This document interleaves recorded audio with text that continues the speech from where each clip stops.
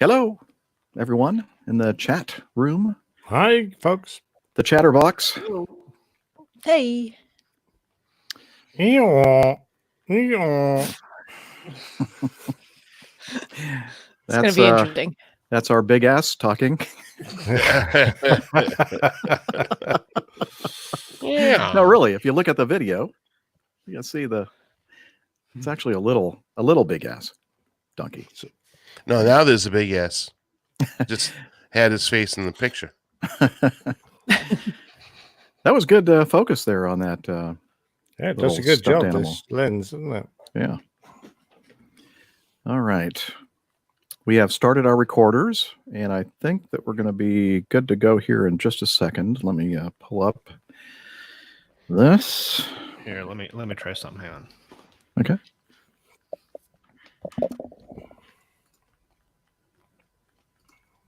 What is that? A DC4? DC7 or DC7? or 6? Yeah. Can't remember the difference. I don't know. Well, I'm sure that Rick knows.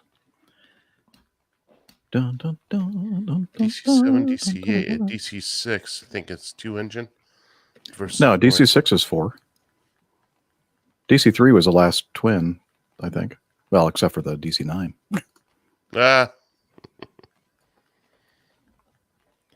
Rick, is that DC6 or 7 behind you? That's a 6. There you go. Yeah. Very good. Have you ever flown a DC6? No, the closest I've gotten is a DC8. Oh, look at that. Talking about a big ass. Wow. That's a very flattering photo of me. Thought you'd like that. Thank you.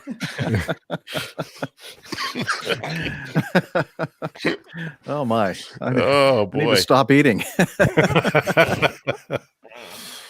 Aw. All right, girl. There you go. What's her name again? Akali. Akali. Yeah. All right. Good girl. Nice. What happened to you? Make sure you're on your USB mic. Doesn't sound like you are anymore. I'm not. Oh, maybe you are. Okay. Yeah. I guess you were a little far away from it or something. Okay. There we go. Excellent. All right. Let me get to the what do you call that thing? Evernote. Here we go. And I think we're all ready to go. So let's get this party started. Party. You're listening to the Airline Pilot Guy Show. The view from our side of the cockpit door. WAPG. It's the Airline Pilot Guy. Airline Pilot Guy episode 421. Yeah, he's up in the sky. It's the Airline Pilot Guy. Hello, you're listening to the Airline Pilot Guy show, the view from our side of the cockpit door, with your host, Captain Jeff, broadcasting live from Studio 1A at the socially distant APG headquarters in Roswell, Georgia. Today's show is recorded on the 16th of April, 2020. Yeah, he's up in the sky. It's the Airline Pilot Guy. Get your ride and it's flying by. With the Airline Pilot Guy.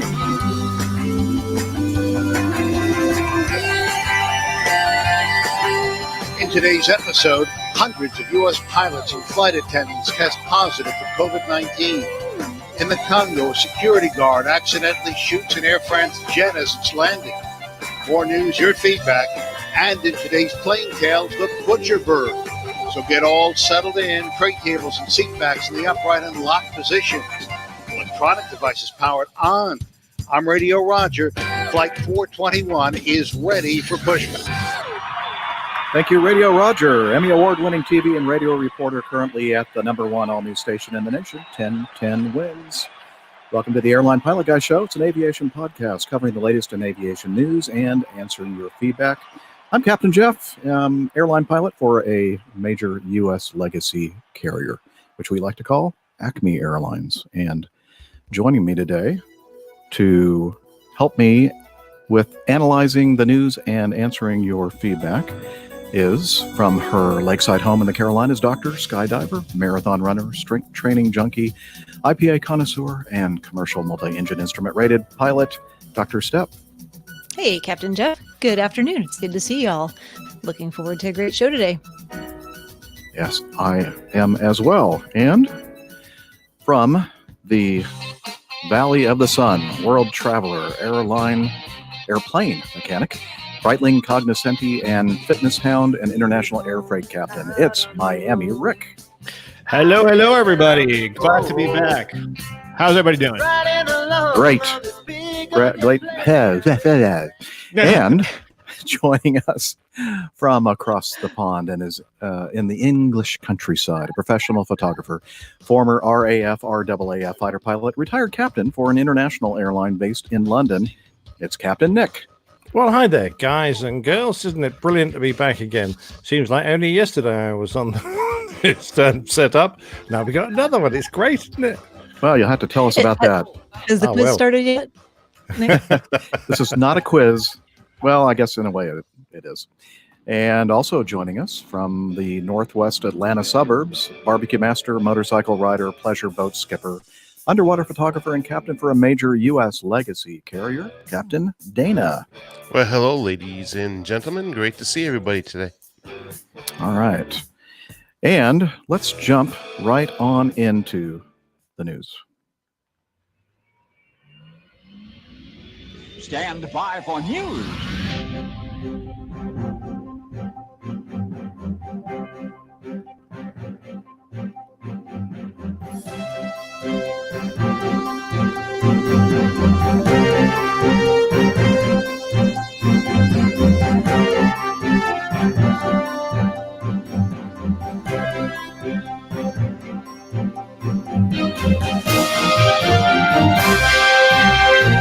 Yes, the COVID-19 pandemic is still upon us, and who knows for how long it's going to affect us. But just a couple of items in the news regarding COVID-19 and how it's affecting the airlines. Several, at least 100 American Airlines flight attendants have the coronavirus, and I think that I've seen reports. I know at Acme we have over 90 pilots who have been diagnosed with the virus, probably more than that now. And basically the general news here is that because we are essential employees out there, we are exposed much more than most people that are hunkering down in their homes. And just kind of not really surprising that many flight attendants and pilots have been exposed to the virus. Now, I know the airlines really are trying to do what they can to protect us. At Acme, they have a pretty intensive cleaning routine they go through, and fogging and all that kind of stuff. So I just witnessed that myself. Just got back from a 2-day trip yesterday, and you can definitely smell the fogging agent. I'm thinking that's probably going to kill me. So who knows? At least I won't get COVID-19. That's interesting you say that, because as you know, I just finished training a couple weeks ago, and between each simulator session, the personnel at Boeing Training Center would go down and fog the entire box, and for the first couple of minutes there, you're flying high in more than one way. So that's quite interesting. Yeah. Now, Rick, next time we do that takeoff, let's keep it under 50 degrees pitch up. Exactly, and try not to do it inverted. Just fly it normal. Just pitch for V2 plus 20. You'll be fine. Yeah. Nice. Yeah, I need to stand corrected on something there, Jeff. Yeah. The company released something that I knew that there was a filter, and it's called coalescer filter, the bag back there on our airplane. But we do have HEPA filtration. Yep, we do. We we have 40% recirculation as well. So yep. So both of those things kind of surprised me. But surprised me, being as well as I know the aircraft. That we have that. Also, in your cleaning kit, did you have one set of gloves or two set of gloves for the flight deck, a cockpit? Not sure. I didn't use them. Because they're giving us the cockpit bag that has that matrix solution in there, that cleaning wipe, and I had to split the gloves up with my FO because he had he wanted to clean his side, and there's only one set of gloves in there. So you're saying that you got the thumb, he got the index finger, you got the middle finger, the guy got the fourth finger, then you got the pinky finger. I got fully fingered. So anyway, All right, fully fingered glove. 3, 4, 5, 6, 7, 8. In this 8 bag. fingers? 8 gloves. 8 gloves. Oh, 8 fingers. Oh, I think you meant 8 fingers. No, those are some weirard gloves you guys got over there.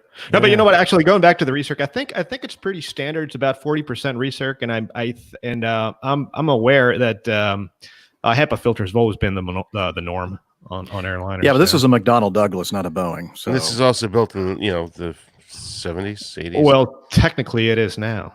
Yeah, well, really the opposite of what you just said. Technically, it's really a McDonnell Douglas. But it makes sense, Jeff, because think of it when they started flying these airplanes, there was smoking on the aircraft, right in the back of the aircraft. True. So that would make sense that they would have a heftier filtration system built into that generation of aircraft. Just a lot of people assume, though, because the company put out a video talking about the cleaning and the recirculation and all that kind of stuff, and they didn't say a thing about the 88s and 90s. And so most people just assumed that, well, because they're not mentioning it, it's probably because we don't have that kind of filtration system. But we do. So it's good to know. I think I read something regarding that. The Boeings, at least at our company, they say about approximately 50% recirc on those, a little bit higher. But anywho, and then I think the other figure they put out there was that a complete, I forgot the term they use, but the air is replaced every 2 minutes. The rate of whatever replacement, yeah, is 2 minutes, which is so pretty good. you got to hold your breath for 2 minutes before you can take the next one. Yeah, so if someone coughs near you, hold your breath for 2 minutes. Or if you let out some gas, you just kind of hold your breath for 2 minutes. Exactly. Yeah. Well, we on really long flights back when I used to fly passengers, we used to we had a procedure where you turn the recirculation fans off every 3 hours for 5 minutes to renew the air there, and actually with the recirculation fans off, your fuel consumption goes up just ever so slightly. So that's why we have recirculation fans on, for nice. To not have to burn that extra fuel if you don't have to. So the recirc fans, I guess, take some of the load off the pneumatics, apparently. Exactly. Yeah. Mm-hmm. Okay.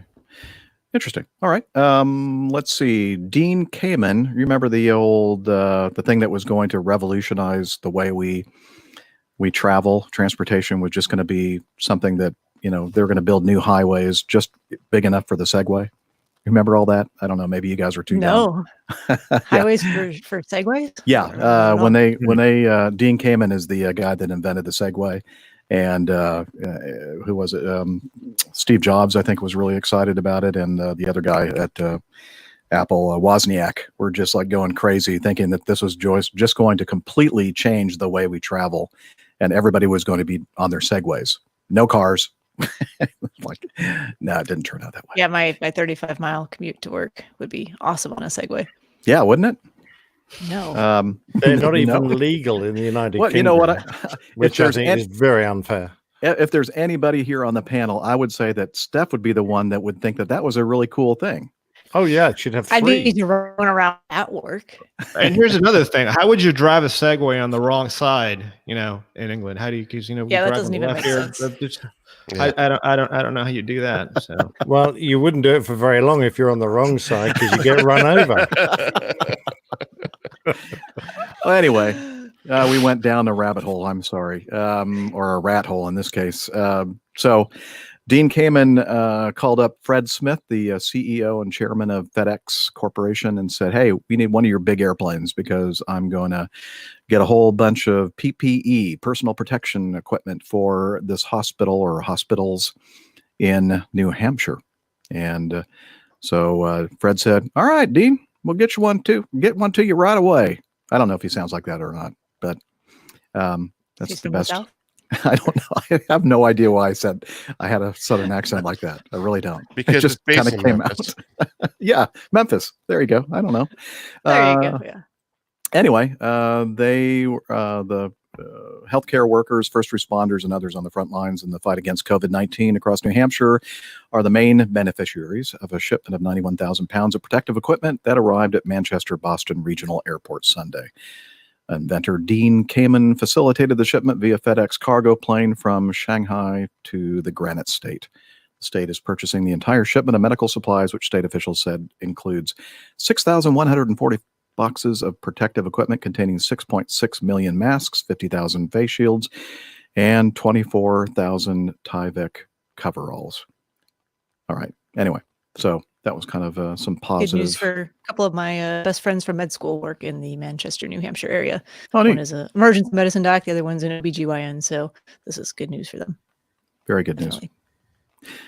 All right. Let's see, scrolling down. I guess that's the only couple of items we have in our COVID-19 folder. But, oh, no, I take that back. Air Canada. I've skipped the top one. Air Canada has reconfigured 3 777-300s to accommodate cargo-only operations. They removed 442 seats, allowing double the cargo capacity. These aircraft will fly critical medical and vital supplies to and across Canada. So there's some more news regarding COVID-19 and adaptations in this new normal that we're living in. And anything else to say before we move on to other news items? I've heard people call passengers self-loading cargo. Yes, they are. There. Sometimes they need help. If you take the seats out, they can have a problem. True. Very much so. I don't know where I was going with Fortunately, that. just the regular cargo here, not the self-floating Okay. variety. We're not sure either, Nick, but just you want me to just move on then? Yes. Okay. B. This is a good one. Well, it depends on your perspective, I guess. Not for the guy that got ejected. French pensioner ejected from fighter jet after accidentally grabbing bang seat handle. Bang seat handle? You call them bang seats over there? Yeah, nickname, yeah. Okay, never heard of that. This is from theregister.co.uk. The Raffles B jet from which the unfortunate Frenchman got to experience parachuting as well as flying. That's a picture caption that I should have erased. An elderly and reluctant Frenchman was ejected from a French Air Force fighter during a retirement day jolly and narrowly missed taking the pilot with him. An investigation report littered with unintentional howlers has revealed. The unnamed 64-year-old was ejected. How did I do, Steph? Ejected. Close enough. Okay. You just did ejaculation, but Well, that's another. Yeah, did I just say that in French? My apologies.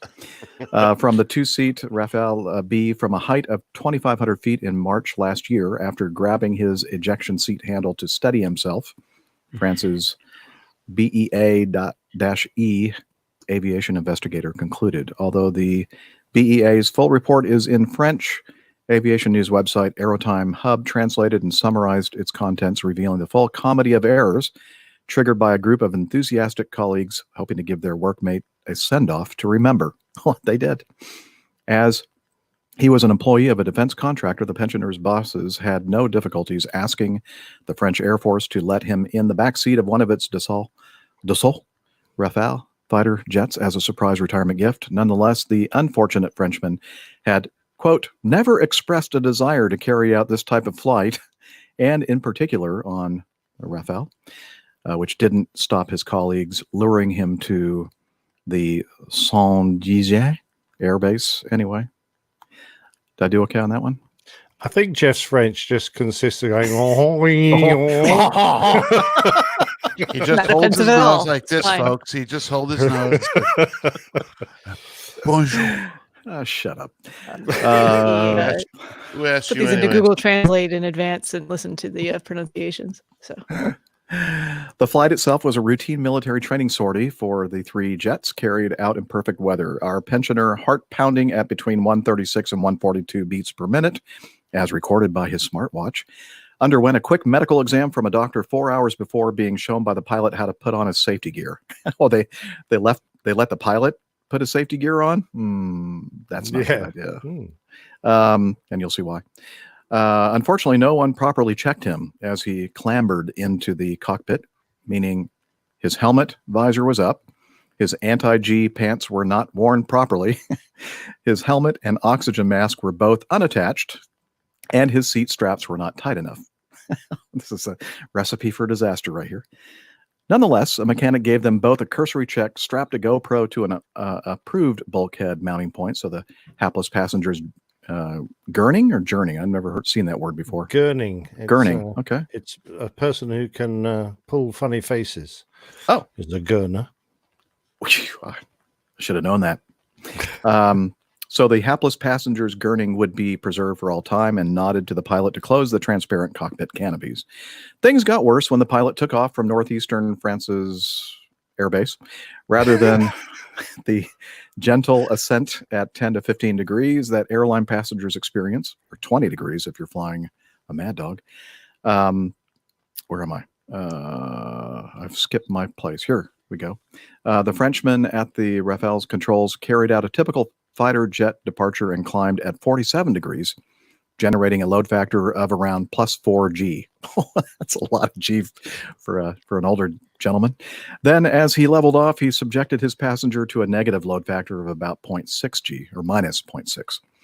Forces exerted by Britain's most G-force intensive roller coaster, Alton Towers Rita, max out at plus 4.7 G. Ooh, that's a lot of G-forces for a roller coaster, I think. I don't know. Seems it, doesn't it? Any roller coaster experts on the panel? Any ideas? No. No. Okay. No. Just seems like a lot, doesn't it? 4 point. Maybe it's just a very momentary I'm afraid G-force. of roller Yeah, coasters. I can't imagine it's sustained. Yeah, but still. Oh, no. That's That would- That's a lot. If you sustained it for more than a couple of seconds, I think you'd have a lot of people passed out. Oh, you'd black out. Absolutely. Yeah. Unless you do the hook maneuver right here. Okay. Which, You wanna I'm elaborate? I'm sure Nick knows about. So basically, so my instrument instructor back when I learned to fly, he was a former Navy guy, and their fighter pilots are taught this this breathing method, in which when they're pulling G's, they I don't really scream out hook, but they just kind of go, they just tighten their muscles while saying hook, you know. And then that's supposed to keep the blood from pulling in the lower extremities, obviously aided by G suits and all that stuff. So, yeah. That's not what we called it in the Air Force, but Nope. yeah, we did the same kind of thing. We didn't say anything about hook. What do you call it in the Air Force? It's just an anti-G maneuver. Well, they call it something. I just don't remember what the name of it is. Squeeze. What do you remember, Nick? What did you guys call it? Your maneuver that you guys performed to keep your consciousness. Can you spell that? And that is a quote. Yes. Yeah, that is a quote. UGH. Okay. Okay, Hey, if thank you want you. a really good explanation of what they're talking about, Probably don't. Marcus from what's the name of his podcast? I'm a guitar. Oh my gosh! Thank you. He did an episode where he did some flights with the Thunderbirds, and they go through this in great detail. I don't remember which episode number that was, but Yeah, I think that Marcus probably got a little bit better safety check and briefing than this it French. sounded very Venture thorough, unlike what was going on here. But great episode. I highly recommend listening to it. Yeah, and then Yes. Sean on the chat room there, he just explained the maneuver and how it works. It's he says it's indeed a Navy technique. So yeah, that makes sense. Okay. Yeah. Well, let's see. The anti-G strain maneuver, the AGSM, is a critical skill used by fighter and acrobatic pilots to.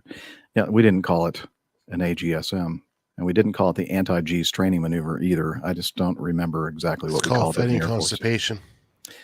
Yeah. Anyway, it's very important, especially in the T-37, believe it or not, has the highest G onset rate of any of the jets in the Air Force inventory at the time I was flying it, because there was no protection. You could just snatch that stick back and go right up to 7 Gs or more. So you had to be careful.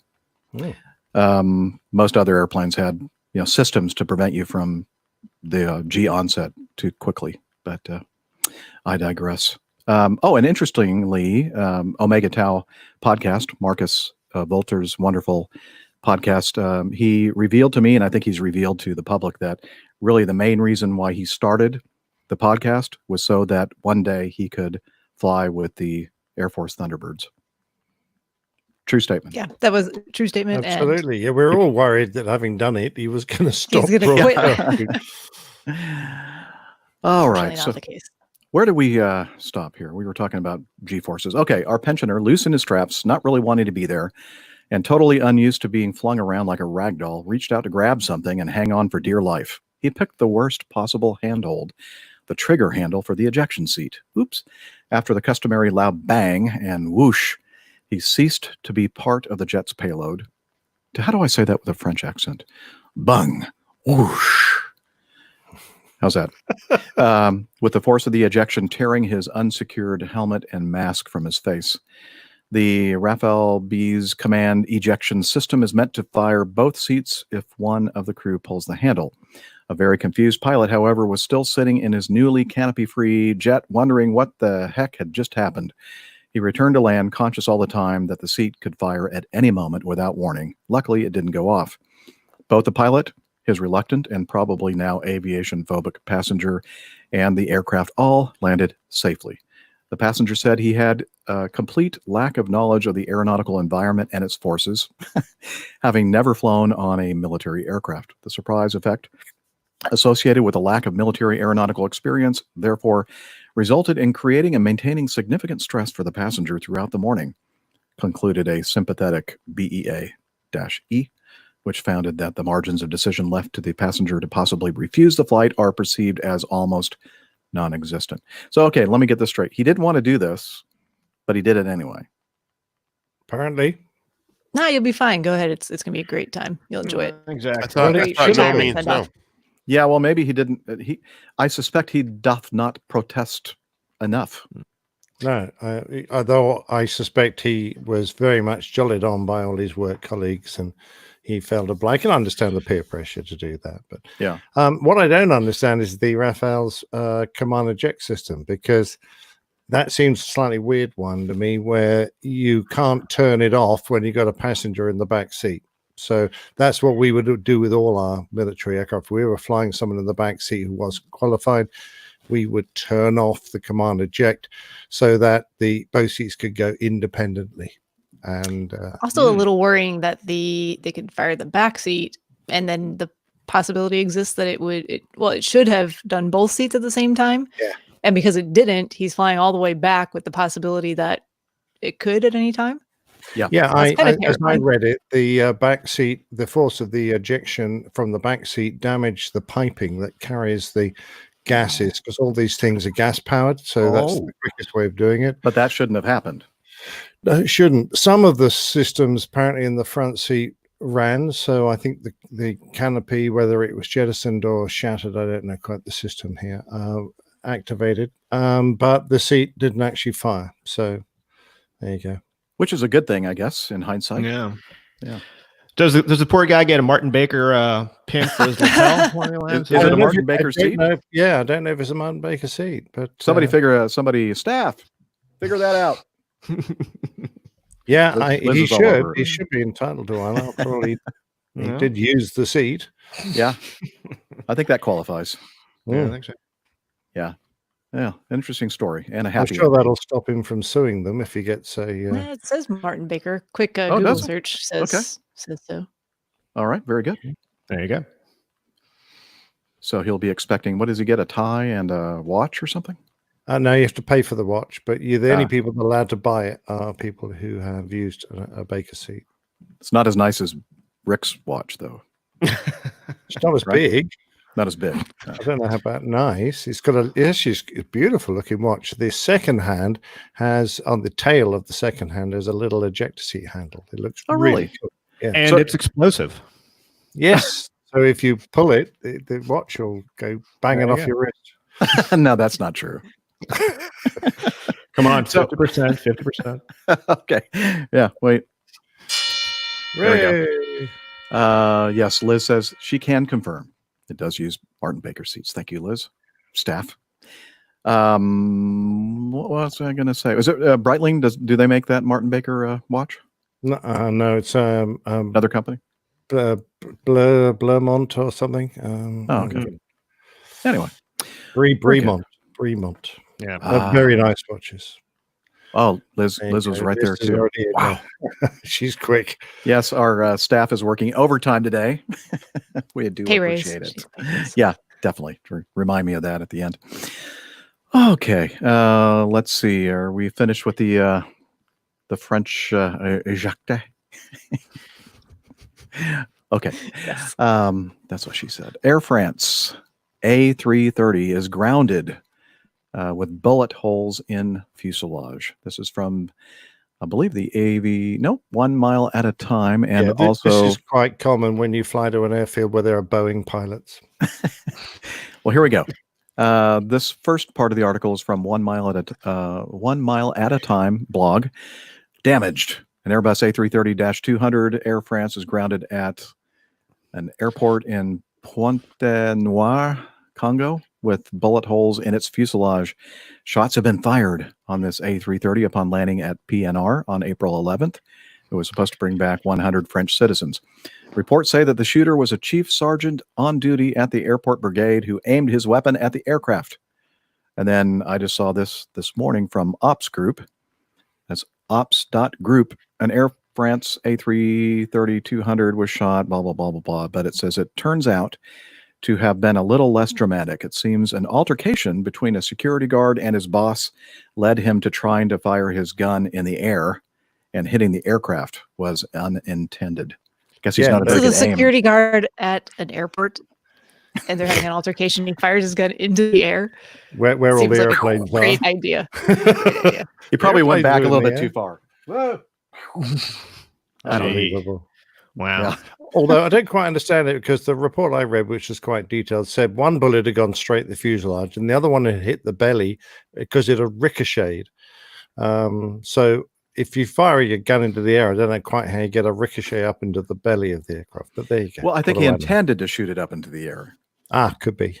but he But didn't. by the sounds of it, he intended to shoot his boss, but Yes, it does sound, Yeah. or at least frighten his boss. Hey Jeff, if they Yeah. had sent the Mad Dog down there, it's bulletproof. oh, they That's true. should. Exactly right. Yeah. And we No, could it's carry interesting 100 passengers too. That's right. There you go. We could have done No, it all for him. it's funny because actually this is something that we used to check for flying into Afghanistan and different air bases there, and even into the airport in the capital. You'd land and you'd have the mechanic on board actually do a very thorough walk around to look for bullet holes, and it's interesting because the way not really into Kandahar, but flying into Camp Bastion or Bagram, the air base itself, there's a special procedure we use where we stay. It's approach control is run by the Air Force out there. And the way they do things there is they kind of keep you, high over the field itself, and you do this high rated descent spiral kind of maneuver in the valley to keep you away from as much as possible. And if you and we usually fly in there, the cover of night to try to just minimize the possibility of being shot at. And so you fly with all your lights off. It's actually when you cross into Afghan airspace, you turn and you descend through 18,000 feet. You got to make sure that you have all your lights off, even your navigation lights off. Every light is off, and you fly the entire approach without lights. And you turn the landing lights on if you want to, on very, very short final. I'm talking, by the time you get to 300, 200 feet minimums, if you need to see the runway. But by that time, your eyes have become accustomed to the lower light conditions, and the runway lights are they demarcate the runway very, very well. So a lot of times we wouldn't even turn the lights on. So it's an interesting scenario flying in there. You're looking out for bullet holes.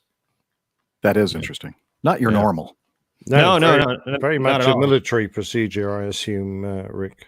Oh yeah. That's it. Particularly the high and staying high and descending in the valley there. It's quite interesting. And if you ever do it during the daytime, you go, holy smokes, this is how close the mountains are. And I tell you, flying in Afghanistan, it's like flying in the moon. It's like flying in another world altogether. It's breathtakingly beautiful, but amazingly dangerous as well. Glenn from Wellington, New Zealand, asks, how does Dana know that the Mad Dog is bulletproof? I don't know. What, you want to tell us anything, Just Dana? trusting it there. I just trust the airplane. Okay. I thought maybe you have some experience with shooting the jet or something. No. Just Okay. it's just the airplane is just so well built. It's a freaking tank, Yeah, it is. It is a tank, actually. and you All have to right. be a really good shot to hit something that small compared to a Airbus or Boeing wide body. That's what she said. You're right. All right. Item D, accident. This is from aviationherald.com. A Conquest Cargo CVLP near Miami on February 8th. Both engines failed forced landing in sea. That was February 8th of 2019. We talked about this on an earlier episode, but we didn't know much about what happened except that the engine stopped and they ditched the aircraft. So there is a preliminary report, I believe. No, a final report. February 9th of this year, the NTSB released their final report concluding the probable cause of the accident was the captain's decision to continue with the flight with a malfunctioning left engine propeller control and the subsequent loss of engine power on both engines for undetermined reasons, which resulted in ditching into the ocean. Contributing to the accident was the first officer's failure to challenge the captain's decision to continue with the flight. And so basically, in a nutshell, on the way over to Nassau, they had some issues with the propeller control on one of the engines, and they reset the system, and it seemed to work okay on the ground in Nassau. And I don't remember the exact details here, but they decided that instead of waiting for maintenance to get over there and to thoroughly check the thing out, that they would go ahead and risk flying the airplane back to Florida. And turns out that was kind of a bad decision because at a certain point in their flight on the way back to Florida, they started having that same problem with the left engine propeller control.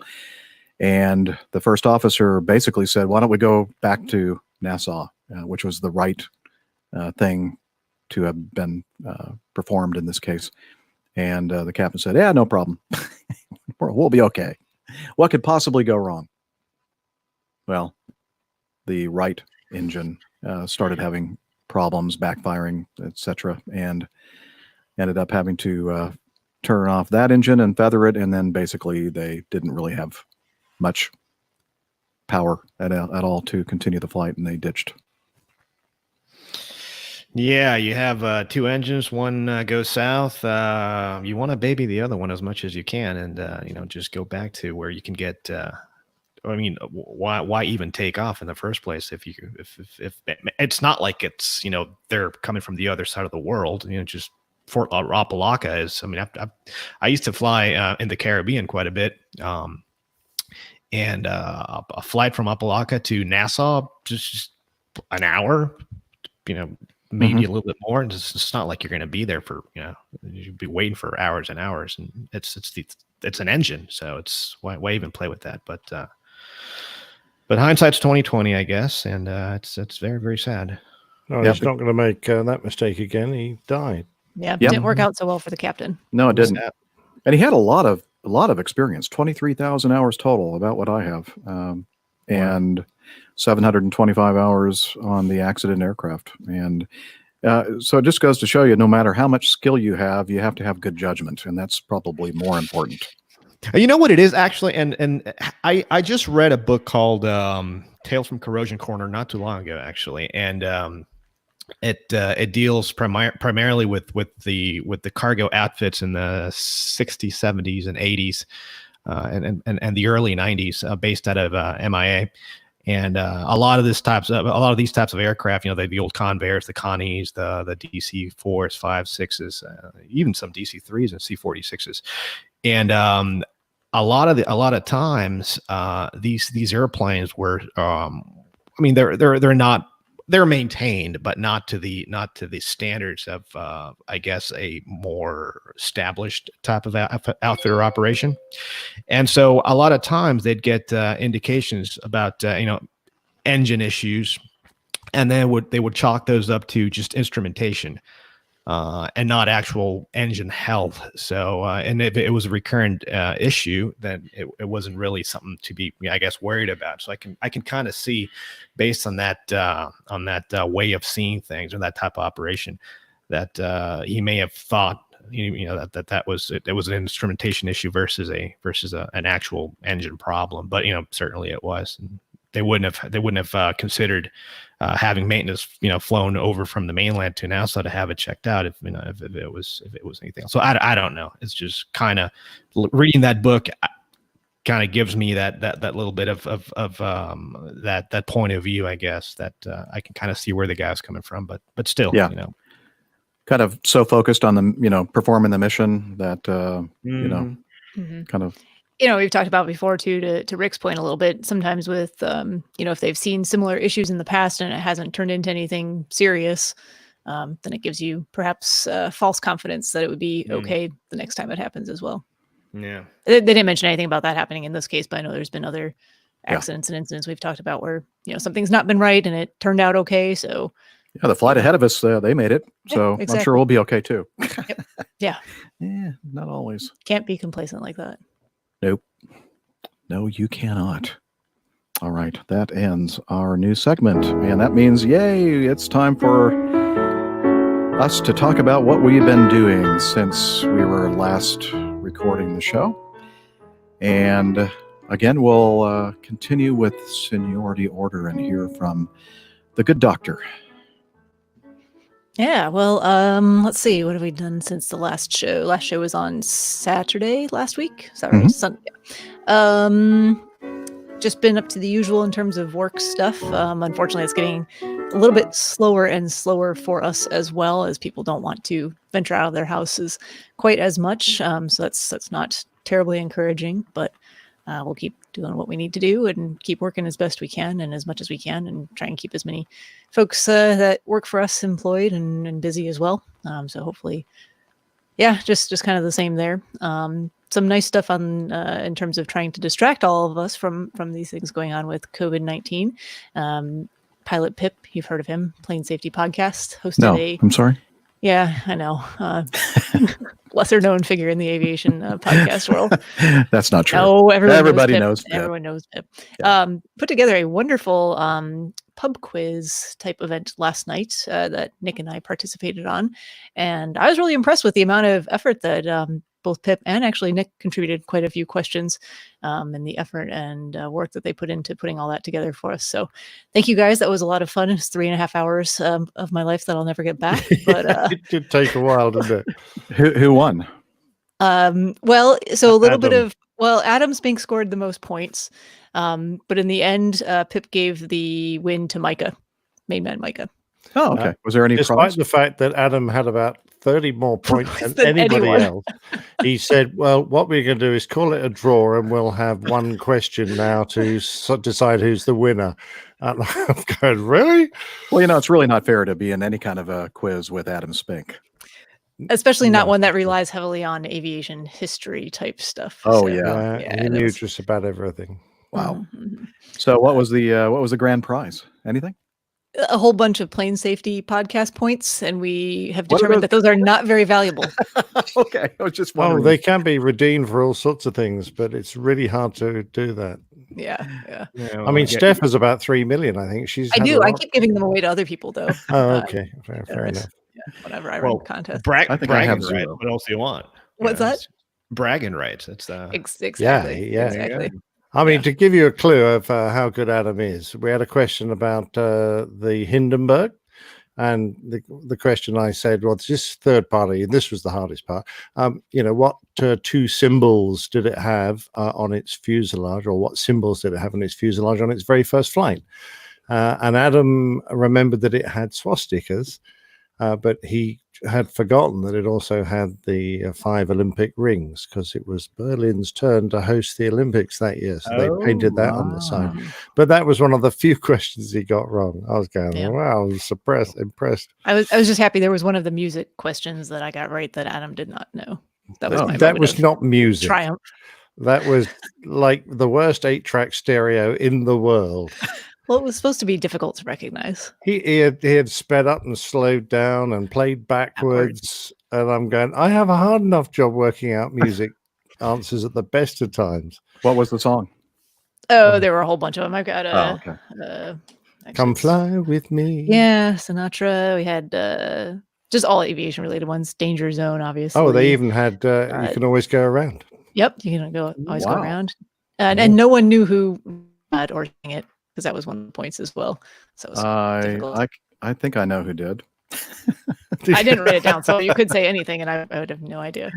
But anyway, if anyone's interested, it is posted to Pip's YouTube channel, I believe, so you can go back and play along, even though it's not live anymore, if you want.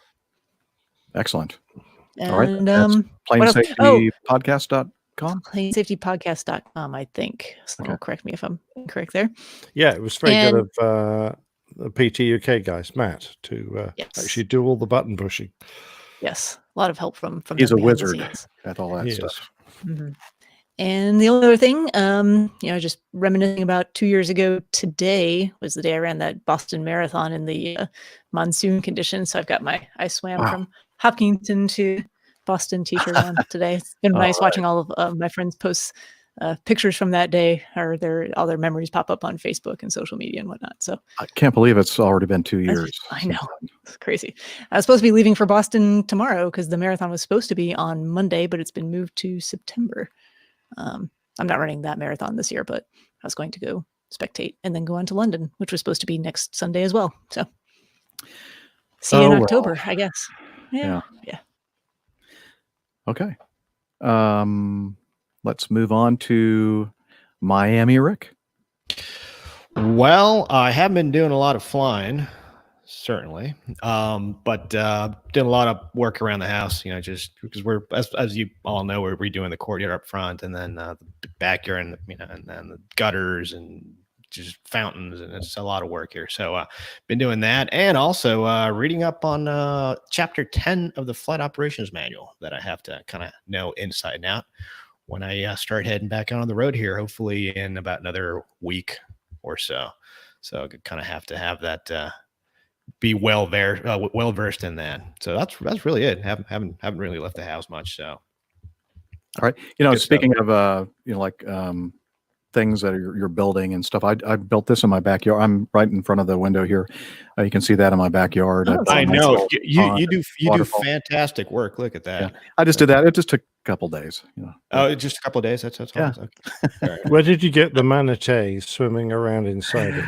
Well, I don't really want to talk about it because I think you've watched Tiger King on Netflix. Yes, all these people are able to get all these exotic animals. I have no idea. There's some source out there. Yeah, I finally watched my first episode of that, and I thought, okay, I can kind of see the appeal of that show. I haven't yet. I don't know, and I just keep seeing these things. There's all these funny memes, and I feel like I'm not in the know, and I'm this close to just giving in. Just know it's a train wreck once you start. You can't stop watching it. Really? Yeah. It is exactly like rubbernecking a wreck on the highway. Oh yeah. For sure. Good. Anyway, all right. So looking forward to hearing when you get out there and start flying again, Rick. Yeah. I'm gonna put out a couple of crew logs here and bringing everybody along. Nice. On the first couple of trips there, and it's gonna be fun. It's gonna be a good time. That would be awesome. All right, Nick, how is the health situation going for you? You don't sound like you're coughing as much as you were in the past. It's fine in the mornings. Gets worse during the day, but still there. So it'll be 5 weeks in a couple of days.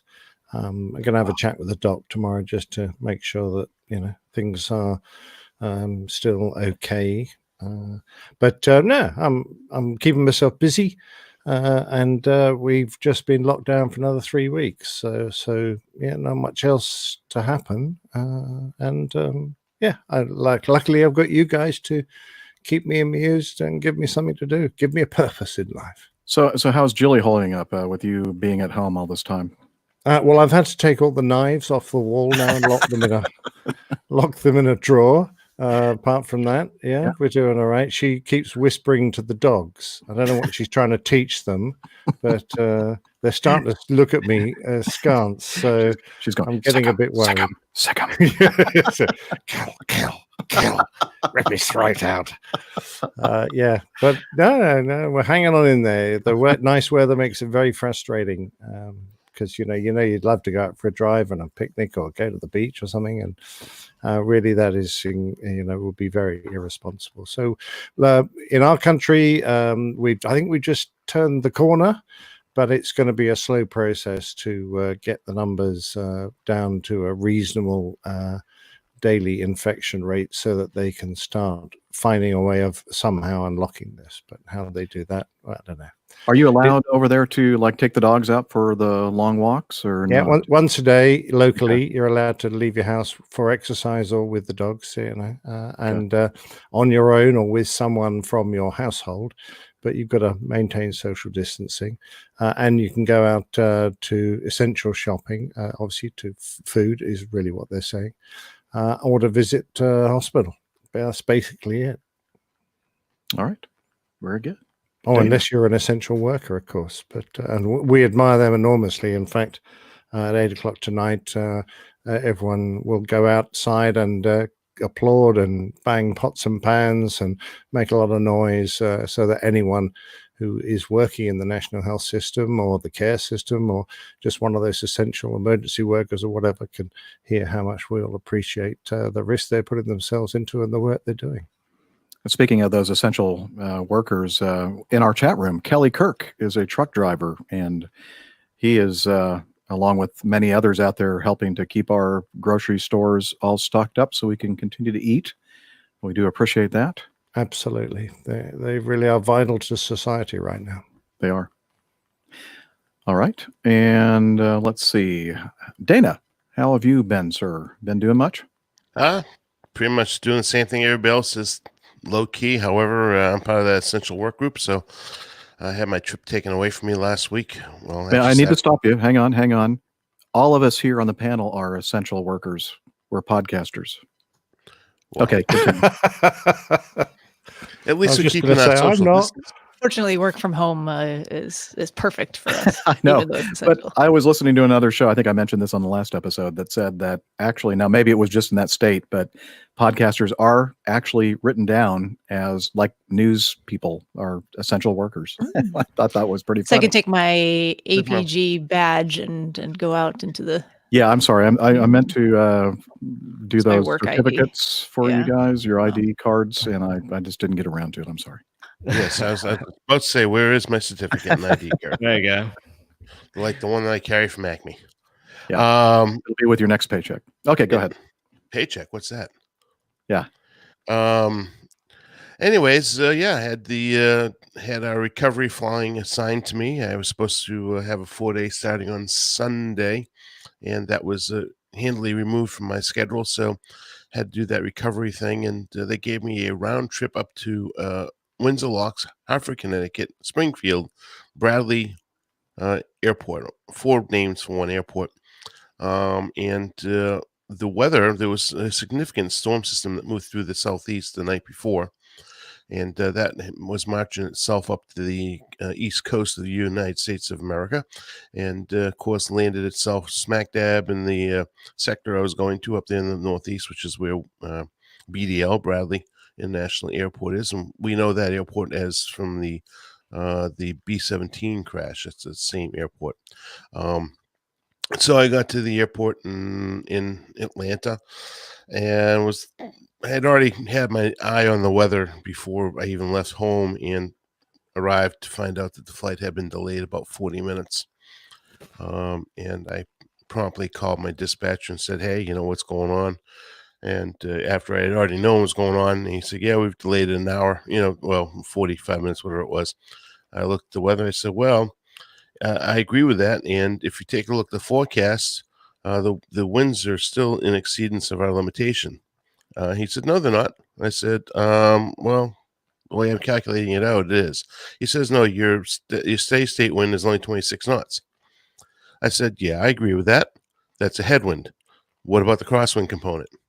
And he said, No, I'm not showing that. I said yes. Well, the winds are, to be exact, the runway is 24 up there. The winds were forecasted to be 180 at 29, gusting 43.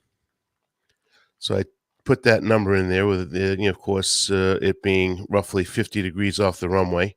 And it came out with 33 knot direct, crosswind, which is an exceedance of about 30 knots. So we had a nice little conversation. He said, yeah, and I do see that now. I said, I'd just like to delay the flight another half hour. He says, no, let's do the full hour. So we ended up delaying the flight almost. It actually almost was 2.5 hours late. But that was my call. And the National Weather Service, of course, doing their great job of predicting the weather when we were supposed to arrive there. The winds were supposed to be gusting. I remember it was up to 30 knots. I think it was 180, 190, 18 gusts and 30, if I remember the numbers correctly. And that, of course, was in our limits. Of course, once we get there at that time prescribed that the weather would be there, doing that type of wind. It turned out that the winds were just 11 knots out of the south. So it all worked out. That's a nice surprise. Yeah, that was a very nice surprise. Very happy. I'm not afraid of the wind in my airplane. I'm very familiar with it. But of course, if I'm in exceedance, I'm obviously not going to take the airplane to landing. And if we had just done the half-hour delay that I was just asking them for, then we would have been fine too, because the winds were dropping off significantly. I kind of felt that that's what was going to happen. But what I didn't want to do in our current economic environment is go up and burn unnecessary fuel. So, we ultimately decided to go with the hour pushback on it. So, in addition to what it was an hour. Actually, it was an hour and 40 minutes, and we put another hour. So it's 2 hours and 40 minute delay. That's the only flying I've seen. I'm scheduled to go out this coming Sunday. However, that has since been removed from my schedule, and I'm doing a lot of home projects. Jeff has in his screen behind him that beautiful home project he's completed. I finally completed my master bathroom, just waiting on the glass installation. And I've been doing various things around the house, including, why not social distance on the boat too? So we've been doing that on the weekends, getting away from everybody and going floating and enjoying some distance and fresh air. Very good. Sounds nice. Let's see. Since the last show, I ended up doing some recovery flying as well. My original trip, as you know, all of my trips basically this month have dropped, and that means that we're on the hook for some recovery flying if it becomes available. And I think it was within 5 minutes of my window that they could assign me a trip. They assigned a 2-day trip, which wasn't bad at all. Just went up to, where did I go?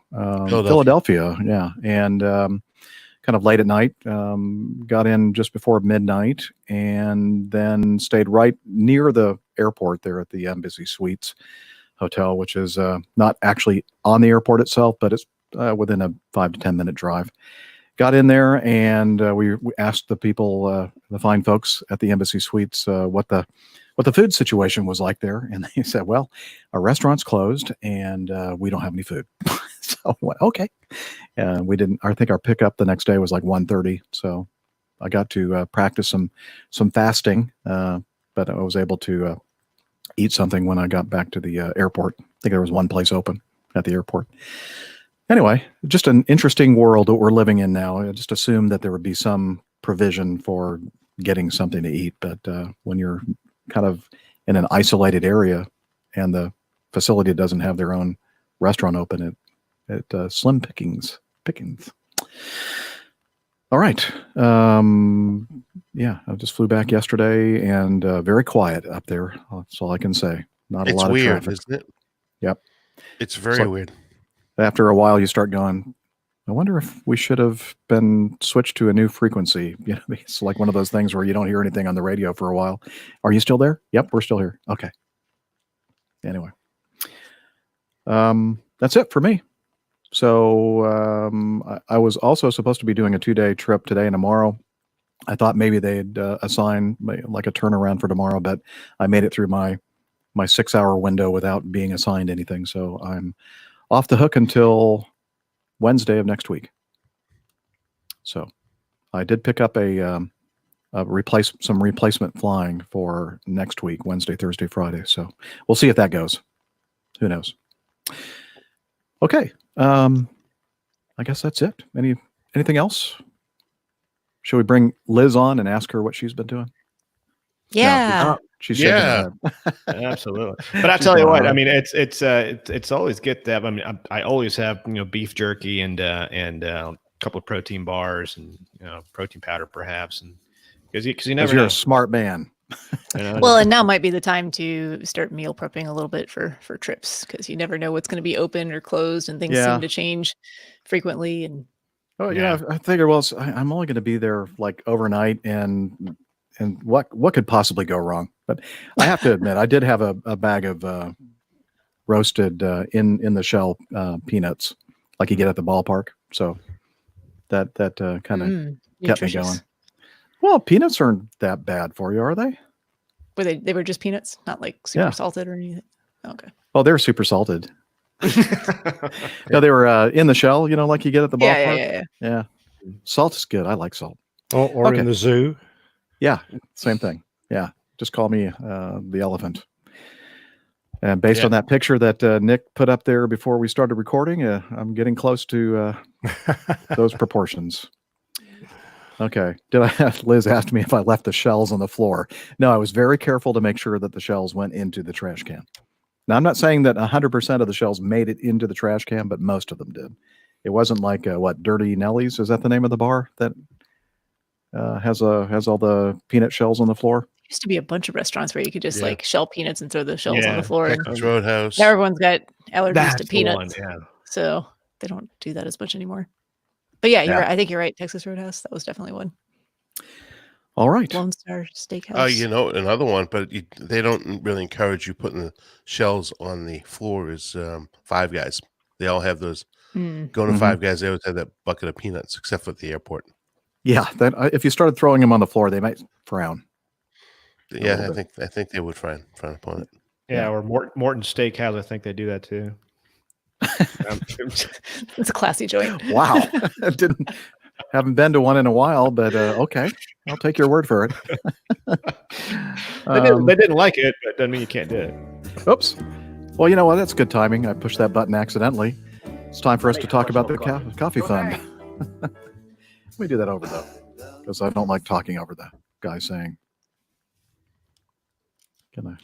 What does he say? You want a cup of coffee? What does he say? Play it again. How about, I love coffee. How about some more coffee?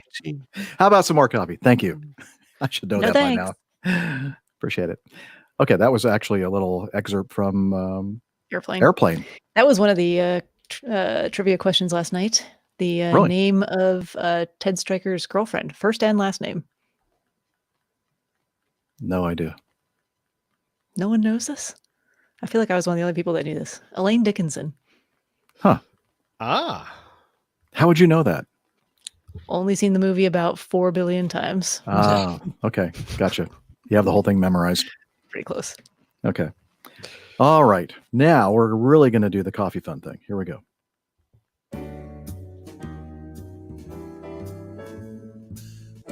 Johnny, how much more coffee? Sure thing. I love coffee. I love tea. I love the APG community. Coffee and tea and the Java in me. A cup, a cup, a cup, a cup, a cup. All right, Coffee Fund. It's your way to support the show financially. However, if you're a patron via Patreon, we're not charging you at this time because of the coronavirus thing going on. Anyway, that didn't stop people from joining Patreon. Anyway, let's see. We have 4 new producers. Sasha Beer, Andrew Vandersog, Jeff Hilb, and Alan White. Thank you for becoming new producers of the show. Of the show. And we have a new executive producer. I guess let me see. I got something here to play. There we go. Carl Hoodie. In parentheses, lobster. Why did my music stop? Darn it. It's one of those settings I have in my soundboard that I forgot to correct. Anyway, Carl Houde, Houde, is a new executive producer of the show. So thank you very much, all of you new patrons out there. And just as soon as we start recovering from this COVID-19 thing, we'll start charging again. But in the meantime, relax and enjoy.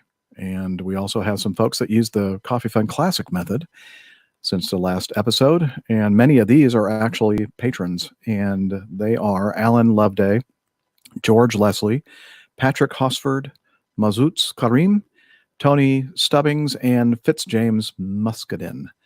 And so thank you, all of you, for your generous contributions to the show. We do really appreciate that. And if you're listening out there, you want to join this great group of folks, please head over to airlinepilotguy.com/coffee. You'll be glad you did.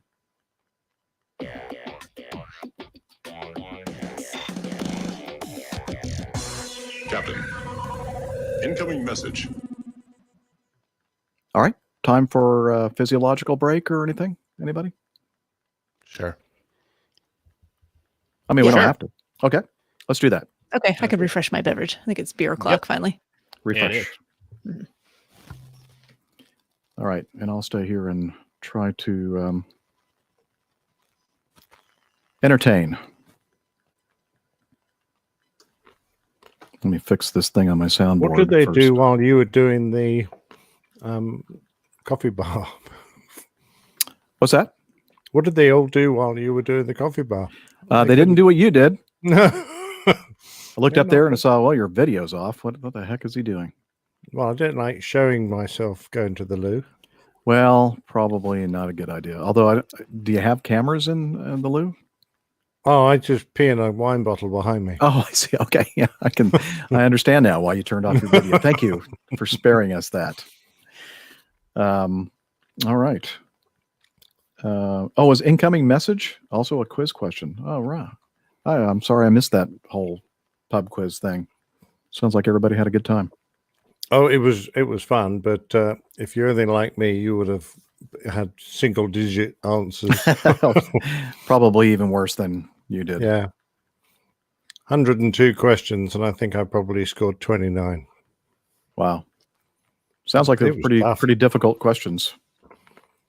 Well, they were easy if you knew the answers. Yeah, that's true. It's true with most things in life. How'd you do, Steph? I think I scored, what did I say, 44.6 out of a possible 102. 44.6? Yeah, I was awarded some partial credit for a few attempts. Trying Just hard to get super the generous. 50%. Trying not hard. quite, yeah. not quite 50%. Oh well. I like the 0.1% I earned for really just rewriting the question one time and counting that as my answer. That's not a lot of points there. 0.1. Yeah. Yeah. Laura Davis is drinking carrot cake cream ale from Perrin Brewing Company, a Michigan brewery, and it's actually fabulous. That does sound good. Carrot cake cream ale. I bet that's creamy. And carroty. Carroty. Exactly. Cream ales are usually very, very sweet and not a lot of flavor to them. Kind of light bodied. Oh, really? In my experience. Heavier. Well, maybe I'm thinking of like the traditional cream ales, not the craft flavored ones. Yeah. Speaking of light-bodied, yes. What do you have? Little Guinness. Ah, very nice. What kind of coffee roast do you like? Medium, dark, French. I like various roasts. Actually, most of the time I go to a place, I'll usually get the dark roast, but I don't know. I'm starting to become sort of a coffee geek because I've had a lot of time recently to look at YouTube. And there's a guy. Self-educating. Yeah, I've been self-educating. Exactly. And I've been taking a course on audio editing from an expert out there and trying to improve the way we sound. And that really, I tell you what, is really a tough thing. But no, just kidding. We all sound great. But there's a guy on YouTube. His name is James Hoffman, and I think he was, when he was a younger man, he was the barista of the year, or the UK, or whatever, the top barista. Barista. Thank you. He has his own coffee roasting company in London, and I think it's called Square Mile Roasters, somewhere in the London area. That'll be in the middle of the city because the Square Mile is the financial center. Oh, how about that? See, I didn't know what the significance of Square. I was wondering that. I'm thinking, why is it called Square Mile? There you go. Okay, well, thank you. And anyway, I love this guy. I don't know how I stumbled upon one of his on his channel and one of his videos, and I just love the way he presents himself, the way he does his videos. Just all of a sudden, I'm being pulled into this world of coffee geekdom, and so I've ordered a very expensive grinder. I got a water kettle that I guess everybody in Britain is supposed to have one of those, right? But it's like a special. How you boil your water. What do you use? A saucepan? Microwave. Well, yeah, microwave or microwave to boil water. Yeah, I mean, I don't. Yeah, and we have I have a kettle that I put on the stove top for boiled water. How quaint. It is. But now I have an official, kettle that's electric and has, you can set what the temperature and all that kind of stuff is. Anyway, so yeah, that's interesting. I've flown with several captains that are very, very well versed when it comes to coffee, and this particular guy actually travels with the whole kit. It's like a manual grinder. And, and he's actually got a separate backpack, a little small bag that he carries around everywhere with him. And it's interesting because you're flying around. This is my coffee bag. Oh, absolutely. And I tell you, every time I used to see him on my roster, I used to go, well, this is gonna be a good flight. This could be a good coffee. Yeah. And he would carry around little shakers with cinnamon, with all the toppings, all the toppings, and it was just great. And he said that the trick, or I guess the secret to great coffee is as pure water as you can get. The water is important, but also the secret to really good beer. Mm-hmm. Yes. That they both share the same, and 97% of the drink, whether it be coffee, tea, or beer, is water. Mm-hmm. So you want to have. Here's to hydration. Here's to hydration for sure. Drink to that. There's nothing in here.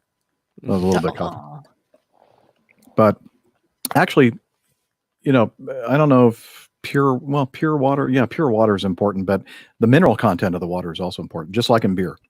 Mm-hmm. And like, for instance, to brew something that really complements the Square Mile Roasters output there, it's important to have the same kind of water that they use to brew their coffee. And so if you know what the mineral content is, what they're using, and you can kind of sort of manipulate your water to be the same. Anyway, we've gone down another rabbit hole, haven't we? So to answer your question, Jeff Jett, is that he'll send me a contribution to the coffee fund, a medium dark and a French roast. Oh, nice. I'll let you know how my little coffee journey goes, but I'm going to have fun, I think. So with that, could be it's a whole crew log series. Oh yeah, it could be Jeff's coffee crew log. I like it. Good idea. Yeah. All right. Of course, you'll have to become a patron to hear all that. So, or part of our coffee fund cadre. All right. Well, for now, no, that's not true. For now, now's a good time to check it out. Yeah. Okay. Preview. So where were we? Played the feedback bumper. So I guess it's time for us to continue on with feedback. And let's start with feedback number 1 from Mike. He writes, "Yikes." Matt. Oh, what does it say, Mike? It's Matt, isn't it? It's one of the other. So I think this is from Matt. Go back and forth between the both. And, okay, let's see. Let me try this again. We will start with item 1 in our feedback. Matt from Chapel Hill sent us a link to this article from the independent.ie. A passenger claims Aer Lingus staff pulled her from toilet with her pants still down as the flight was about to take off. She claims she's filed a lawsuit claiming she was injured after flight attendants pulled her out of the airplane toilet as her flight was about to take off. American national Mary Oshana alleges she was dragged back to her seat while her pants were still below her knees, exposing her buttocks and genitalia to other passengers. She also, that's not French. She had French genitalia? Yes, she did. Well, okay. I don't know. Maybe not. She also alleges her hip was injured during the incident and that she was the subject of laughter from other passengers. Let's see if we can get that. The bizarre case was filed with a U.S. court last week. Ms. Oshana from Skokie, Illinois, is seeking a jury trial for damages, claiming airline staff acted unreasonably, carelessly, and negligently. Aer Lingus has declined to comment on her claims. So, according to her filing, they were taxiing from the departure gate at O'Hare International in Chicago, remained stopped on the tarmac for around 30 minutes before it taxied on towards the runway for takeoff. While it was stopped on the tarmac, she left her seat to go to the toilet. According to the complaint, about 20 seconds after entering the toilet, she heard one or more persons banging on the door, telling her she needed to return to her seat. By this stage, she was seated in the toilet with her pants down. The filing said she told those on the other side of the door she would go back to her seat in just a minute. But it is alleged that approximately 20 seconds later, 2 Aer Lingus flight attendants broke through the lavatory door, grabbed the plaintiff under her arms, dragged her to her seat while her pants were below her knees, and threw her with great force into the armrest and seat. The complaint alleged that her buttocks and genitalia were exposed to other passengers on the flight. In the process of being thrown with great force into the armrest and seat, the plaintiff suffered pain and bruising in her hip, thighs, and buttocks. So, and then to make things even worse, it went on to claim she saw and heard male passengers seated behind her laughing and pointing at her. So, I think that maybe we're only hearing her side of this. What do you guys think? Two thoughts. Yeah. You're probably right. And the other thought is, I'll just say that in English. Why didn't the crew lock off the toilets when the belts went on and they started taxiing? Oh, do they do that at your airline? Oh, yeah. Mm-hmm. Oh, no, that is not a policy at our airline. Well, I don't know if it's a written policy, but generally speaking, that's what they do to prevent exactly this kind of occurrence. Never heard of that. Exactly, both on the taxi out and going through 10,000 on the way down. I've seen that on many airlines, and we used to do it as well when we used to fly passengers. So. Yeah. Never seen that at all on Acme. I've never seen that either. Well, you're probably not airborne long enough for anyone to need to use the loo, are you? Even on the flights that I've non-revved on, long flights, I've never seen that. Yeah, interesting. Anyway, okay, it would have stopped this problem. Mm-hmm. Yeah, but having been a captain, when just as you're given takeoff clearance and you're taxiing around on the end of the runway, you get a ding and they say, someone's just gone in the toilet. And you look back at the queue of 30 airplanes and think, oh, hell, what am I supposed to do now? Well, it's going to be an interesting takeoff for her now, isn't it? Yeah, I'm going to say, you made your choice. I'm just going to assume what they just told me on the interphone is that everybody is seated and ready to go for takeoff. Yeah. And then say, I was a misunderstanding. I'm sorry. I misunderstood what you said. Yeah. You know, I don't know. I would bet that they were a lot closer to takeoff than she alleges in her filing. Well, I think this is a case that probably what the lawyer wrote and released as a press release. And the other thing is the seatbelt sign is on. I don't think, and she is in complete and total disregard of the crew members' instructions. I don't know that she has a leg to stand, no pun intended, a leg to stand on here. I don't know. I mean, you don't know how the court's going to react, but I think, in quite honestly, she's in complete and total disregard of crew member orders. Yeah, you're right. You're right. I don't think she has much of a case, actually. But if it's like most of the airlines out there, they'll probably try to settle with her and pay her more money than she deserves. Yeah, but less than it would cost to fight in court. Yes, Mhm. I mean, that's the sad thing. Yeah. Such a pisser that they do that. No pun intended. Well, this is just a lesson for all of us. Don't get caught with your pants down. No kidding. All right. Or a leg item, up. or item 2, Chris writes in, drop in aircraft observations could have impact on weather forecasts, according to the European Center for Medium Range Weather Forecasts, or otherwise known as the ECMWF. One aspect of this is the article that he points us to. One aspect of the COVID-19 pandemic has been a reduction in aircraft flights and thus of the aircraft-based observations available to weather prediction centers. The observations are used together with many others to help estimate the state of the Earth system at the start of the forecasts. At the ECMWF, aircraft reports are second only to satellite data in their impact on forecasts. However, recently added satellite wind observations will help to mitigate the drop in the number of aircraft-based observations. Anyway, so the article goes on, gives some graphs and some numbers and figures and that kind of thing, but that's one of the, I guess, the unintended side effects of the fact that we're not flying as much as we used to could have on other aspects of our life, like weather forecasting. And not only that, but when we are flying, Jeff, the flight weather viewer, I don't think it's going to be as accurate either. Probably because not. there's not as much information. I Excellent agree. point. Yep. So more kind of going back, we'll be more retro like we used to be in the, relying upon our airborne weather radar for a lot more than we normally do. Anyway, item 3 from a couple of our APG community members, Texas Charlie and Mike Dell. He says, Captain Nick might have an interest in doing a story on Don Curlin and his company Air USA. The story has multiple angles. This guy owns his own and large private subsonic and supersonic air force.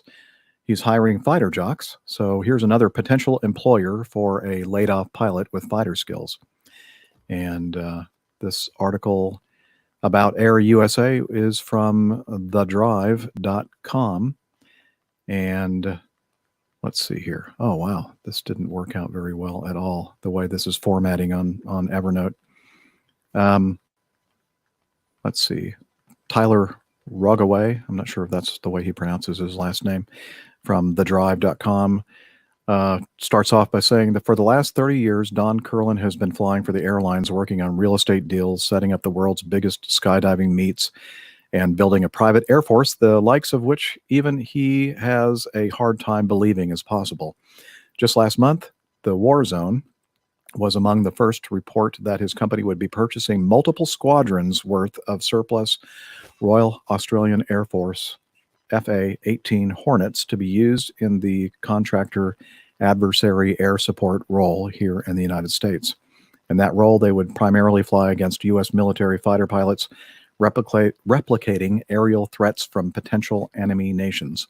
So basically, they are bad guys for hire, but strictly for training and development work.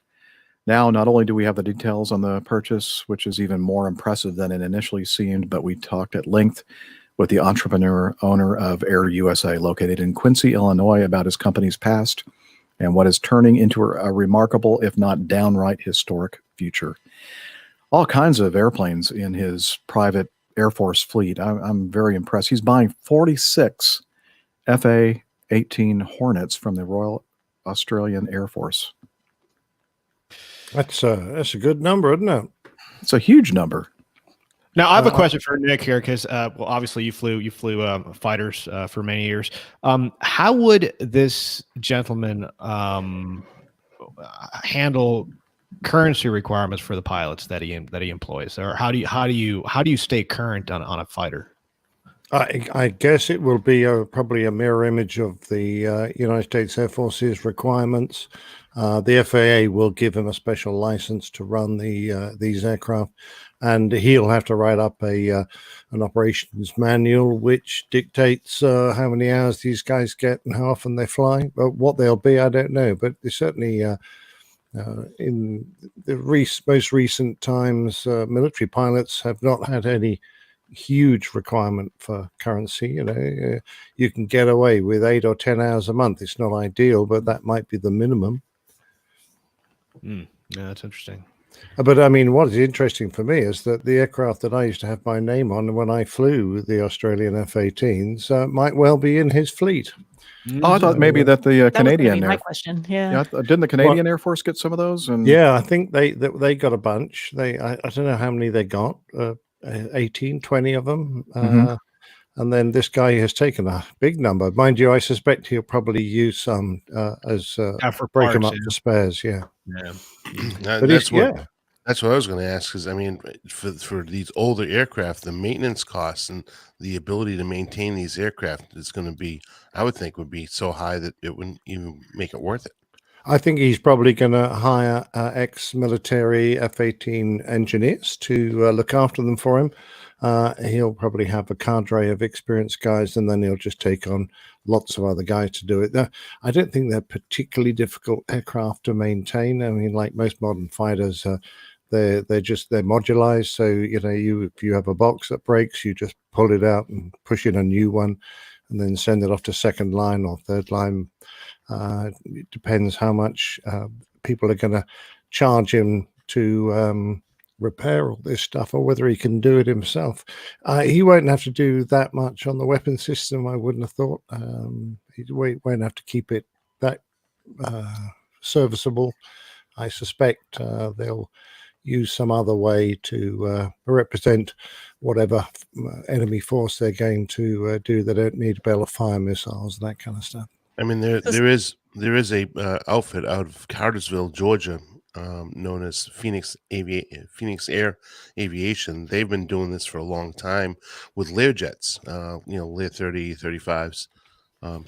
There'll be electronic countermeasure simulations. So I would have thought, and also just plain target runs. But this will be more like an aggressor squadron, right, sort of thing. But it's obviously cheaper for the Air Force to rent these guys to be their aggressor squadron than it is to build their own and have pilots there all trained up that can't actually take an operational role because they're currently current on something that's not in the modern inventory of aircraft. So just thought this was interesting with regards to, you're talking about how many they purchased and using some for parts, but so 36 are flyable today, the other 10 are not, but they're planning on putting every single airframe back into service because with the deal, they also included all of the RAAF's spare parts inventory and test equipment. Oh, good. Valued at $1 billion alone just for that stuff. Yeah. Well, they must have a pretty impressive contract with the United States military in order to be able to afford that kind of money. Yeah, for sure. Interesting niche market. And I tell you, when I started out at Acme Giant, one of the guys that came over, he was a pilot for a privately run, privately owned air-to-air refueling company called Omega. I've seen their aircraft. Yeah. He flew the 707 there, and they're actually I up until that point I had no idea this was even a thing. So it's I think I saw it. Didn't we see one of those at Farnborough? Yep, a couple of years ago. Right, KC-10, I think. Yeah. Yep. Had Omega written on the side, and I thought, what the heck is that? Yeah. Now, in Evernote, I saw the picture of some of the Australian F-18s lined up, and the one in the foreground with its head away refueling probe out was 114. And I spent many an hour in the seats of that because that was our squadron's 2 sticker. So I used to carry out check rides in the back, and also fly it single seat. So very nice. I was trying to find Mike Dell's comment. He said, if they had some spare F-111s there, he wouldn't mind going back up in one of those babies. He used to be a weapon systems operator on the F-111. I don't know. I think that his mind would be willing. I'm not quite sure if his body would be up to it. Yeah, when we were reading that earlier story about the retirement party for the guy that ejected himself from the airplane, I'm thinking, yeah, 4 point something G's right off the bat. I'm not sure I'd be able to handle that very well anymore. No. Okay. Well, anyway, very interesting story. As regards doing it as a plain tale, I think we've got about as much out of the story as we can. So yeah, it's not going to pitch up as a tale, I'm afraid. Oh, well. How about some audio feedback? Dave Gooch sent us some regarding a subject that we talked about, or somebody had a question about this on an earlier episode, Special Authorization Cat 2, and he has some expert opinion about this. Hey guys, it's Captain Dave here. I'm Dave Gooch, captain for Acme Love Airlines out of Chicago, giving you a little feedback on your Special Authorization Cat 2 feedback that you guys got. Rick and Dana were both kind of right on some of the parts on there, but the Special Authorization doesn't have anything to do with the RVR. It's about the reduced lighting. So if you lose your touchdown zone or your centerline lights, they become inoperative on a Cat 2 approach. Our airline is authorized to go down to the regular Cat 2 minimums, assuming that you have, like Dana was talking about, the correct RVR, your touchdown zone RVR and rollout RVR available. We can go down to the Cat 2 minimums, assuming that we use our HUD. For airlines that use the Autoland, you can use the Autoland. I tried the Autoland in one of our planes, and it doesn't work very well, and it's because it's not installed. But anyway, hopefully that gets you back up to 50%. If Nick would like, I could read OPSEC C060 for him and a later feedback. Keep up the great show. Wash your hands. That'd be great, Dave. Yeah. I'm sure that Nick would enjoy that. Yeah, absolutely. I'm probably sleeping right now. It would be perfect. Yeah, and it's actually it's interesting you said that, because I actually pulled up C060-5 for us, and we are indeed authorized to fly Cat 2 SAs, and just as the feedback said, it deals directly with the lights, and obviously our jets don't have HUDs, but we do have Autoland, so we can fly Cat 2 SAs to an Autoland to get around that caveat there. Interestingly, the only you can correct me if I'm wrong, Dana, but I believe at Acme the only fleet that has can do the special authorization approaches are the 737s, because they have the HUD. But I think that has changed now. Oh, has it? Okay. 100%. And I may be wrong, so I don't know about the 50% accuracy, but I believe, doesn't the A220 have a HUD in it? Oh, that's true. Yeah, I would does. imagine they probably are also available.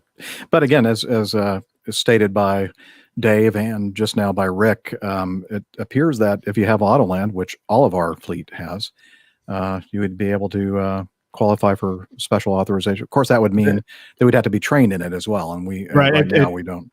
It says here, Appendix B says an SA Cat 2 approach requires use of an Autoland system or a heads-up display. Either system must be flown to touchdown.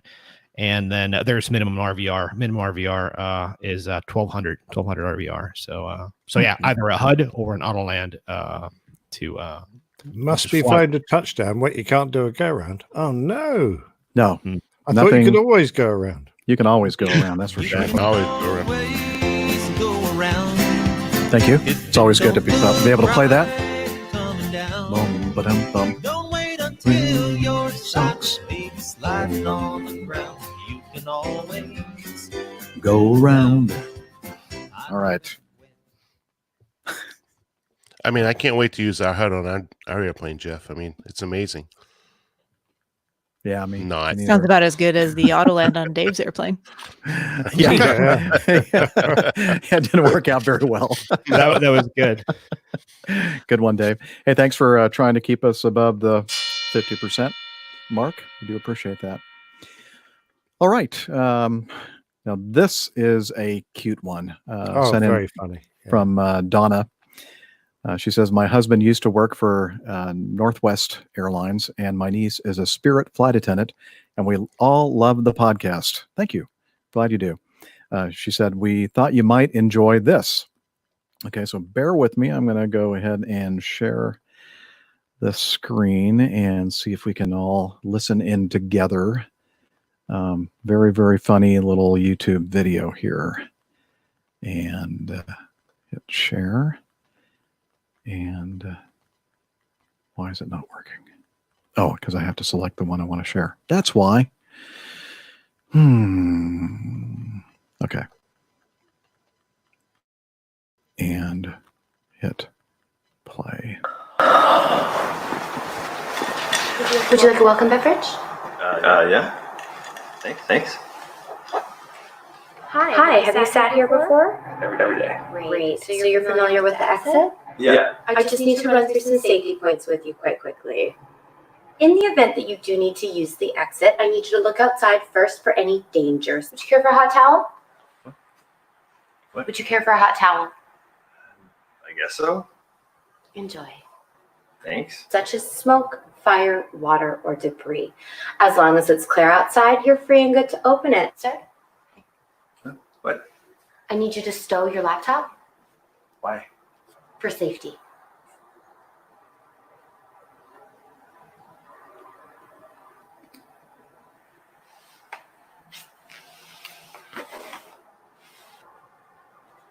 Thank you.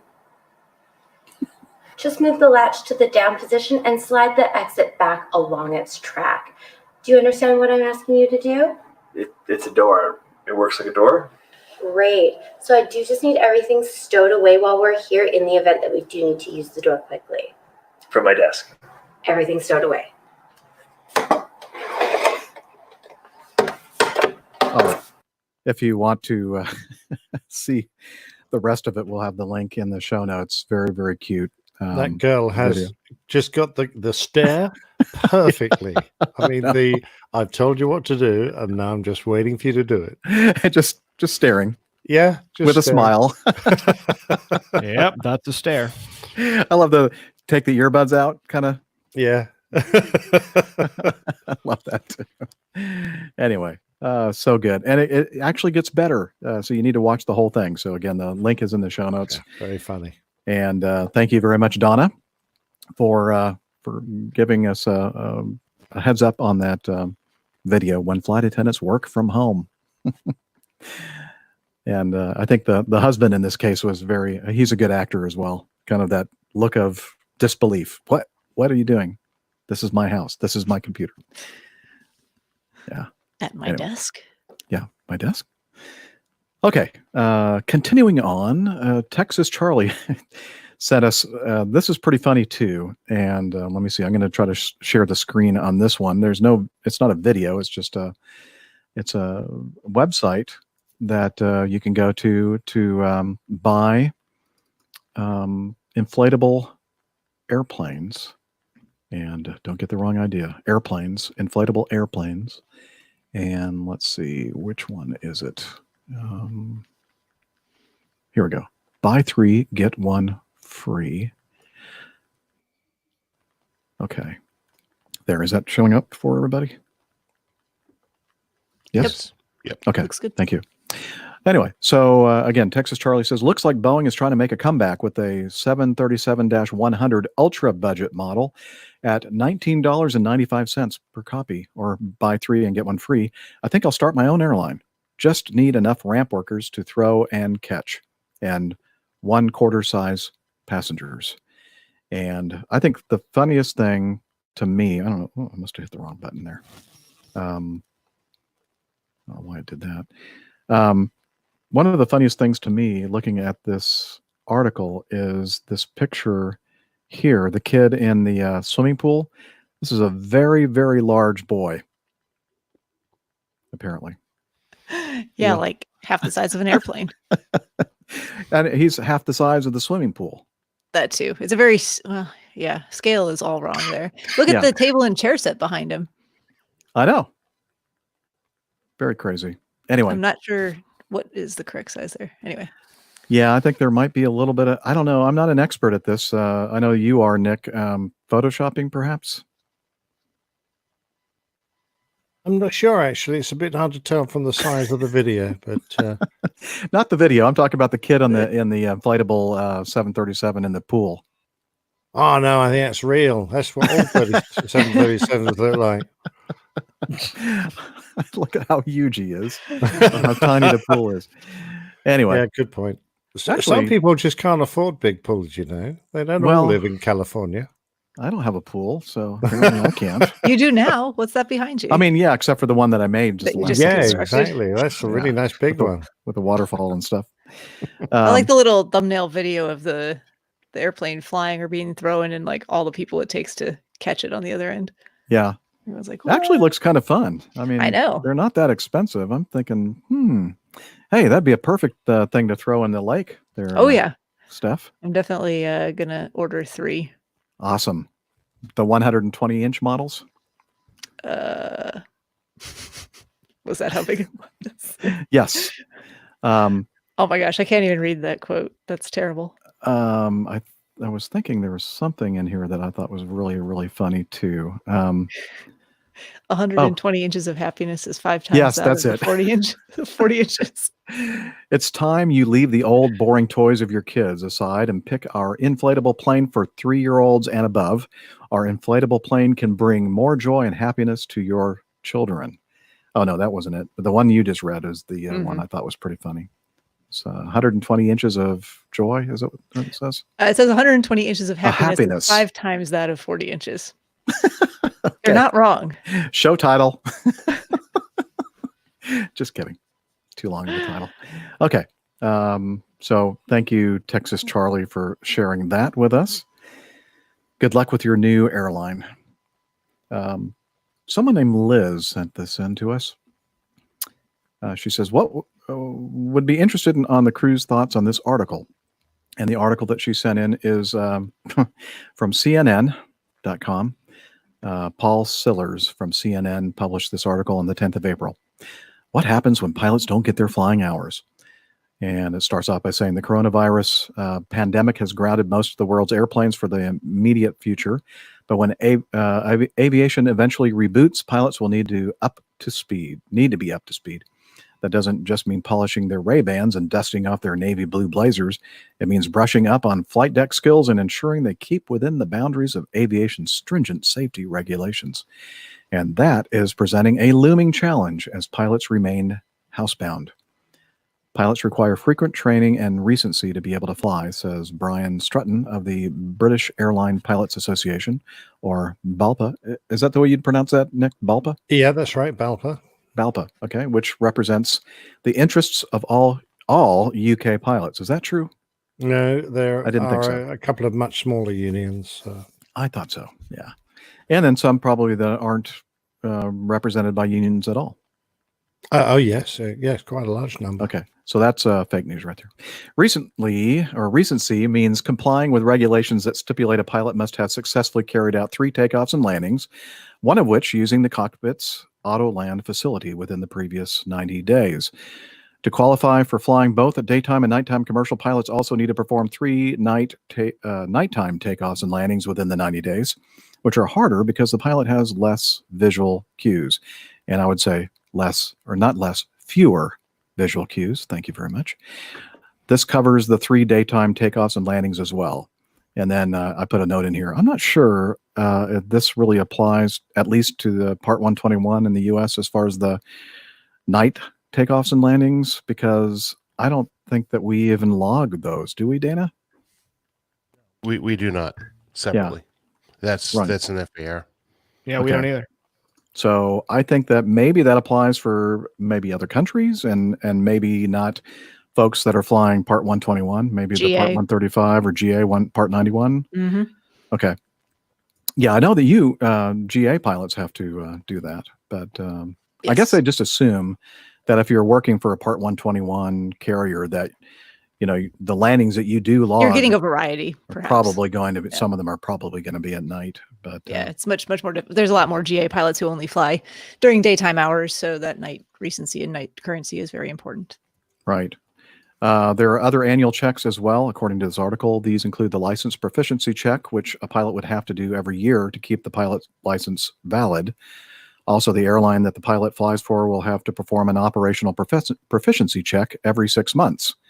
And again, that's not really true with Acme. We go to recurrent training every 9 months, and that is something that's worked out between the airline and the FAA here in the U.S. So, there's a lot of generalities here that are kind of put out as a statement of fact, which are really not applicable to everybody. Yeah, we do our training every 6 months. So we'll have a proficiency training PT every 6 months, and then a proficiency check every year. So it really varies by airline to airline. So it's not really black or white here. But then again, this is the same people that every airplane north of a Lear 35 is a jumbo jet. So that's true. Wait, hang on. Cessna, and jumbo. Jumbo. What was that? I was Ultralight. seeing the little meme that the aviation journalist has to journalist pick, guide to aviation, to aircraft identification. No, but the one there was like a CAPTCHA thing, when you have with all the it said pick the 747s. Yeah, each picture that has a 747 in it, and the journalist is going. For most of the people that listen to this show, that would not be difficult at all. But anyway. So, for us at Acme, it's every 9 months and every 2 years, a line check. I guess you could call that a line proficiency check, right, Dana? Yeah. For captains. So, a little bit different. But I guess the point of the article is, even though maybe if all the facts aren't quite right, is that it is true that because we're not flying, especially the international pilots, they're going to have to go and get some time in the simulator to keep their landing currency current every 3 takeoffs and landings every 90 days. And actually, the truth be told, at Acme Airlines, the international operation, even when everything was going like normal, there are times when a lot of our pilots have to make a trip to the simulator to keep their landing currency, because they just don't fly enough, and there are so many pilots on each flight that you sometimes go more than 90 days before you get a takeoff and a landing. They used to be an issue with me back when I used to fly a 747, and that's something that actually that scheduling keeps track of, because of that very issue there. Because if you expire and you don't get your landings, and that means that they have to take you off the line, send you down to the schoolhouse, and you're basically out for the count for about a week, and then you might have days off after that, and so you're just basically not able to. You're not productive. So I'm sure that what airlines are doing now, they're doing what they've always done. They keep track of the recency recurrency of their pilots, and if they get to the point where they might expire, they just get a trip down to the schoolhouse, do their 3 landings, which shouldn't take more than a couple of minutes. In fact, one of our simulator instructors that I did my last proficiency check with on the 7.4 before going to the 7.6, he was about to expire, and so we finished our simulator session. And so the guy that was on the left seat got up, I stayed on the right seat, and then the instructor sat down and did his 3 landings, and he had this thing where he drew a 3-mile ring around the Kennedy Airport. And so the challenge was to stay within 3 miles of the airport and no higher than 300 feet. Oh, nice. Very realistic. on this. Hey, so it didn't take very much time at all, right? No, not at all. And that's the thing. He's like, well, this should not take more than 10 minutes. If it takes more than 10 minutes, I start asking questions. And then he asked me why. And then he asked me if I wanted to try it. It's quite a lot of fun. It's just kind of yanking and banking a 7.4 and a level D sim. So it's kind of. Do you just leave the gear down the whole time?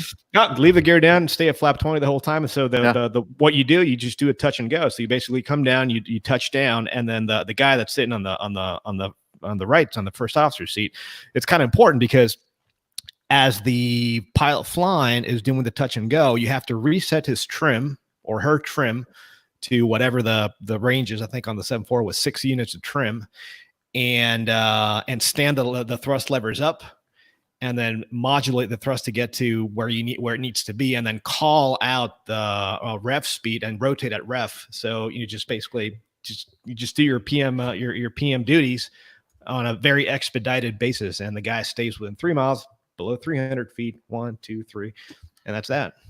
So there's fun stuff. I'm mostly concerned about the amount of expired pilots you seem to be encountering. I think Greg Peterson shares my concern. Well, they are getting kind of old, Steph. Oh, okay. Oh, the Well, in some recency cases expired. you can't tell. Here, I'd like to share this. Steph found the little meme that I was talking about. So if you're watching the video, you know those little things. Sometimes you go to websites and you have to do something to prove that you're not a robot. Select all squares with Boeing 747. The journalists be like, and then you got to look at the face of this guy sweating and looking like, sweating. oh, I don't have any idea what you're talking about. Anyway, very funny. Thank you, Steph. Sure. All right. Let me move on. Do we answer all the? I mean, Liz, do we answer that sufficiently? That that's what we do to keep our currency and such. Yeah. Okay. Yeah. Okay. Good. Thumbs up. I was looking for the thumbs up. She was typing it out. I don't look at that stuff. Tarquin. Oh, okay. Oh boy. This is a good one. Here, let me start off by doing this.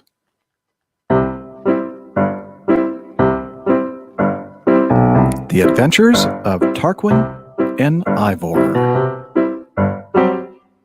Dear airline pilot people, it's Tarquin here. I contact you in these troubled times, hopefully to lift some of the emotional burden, an emotional burden that may be difficult to deal with in these confusing and troubling times. Now is certainly not the time for cheap humor, particularly at other people's expense.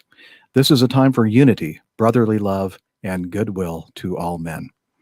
But I thought you might want to hear what has happened to our favorite village idiot.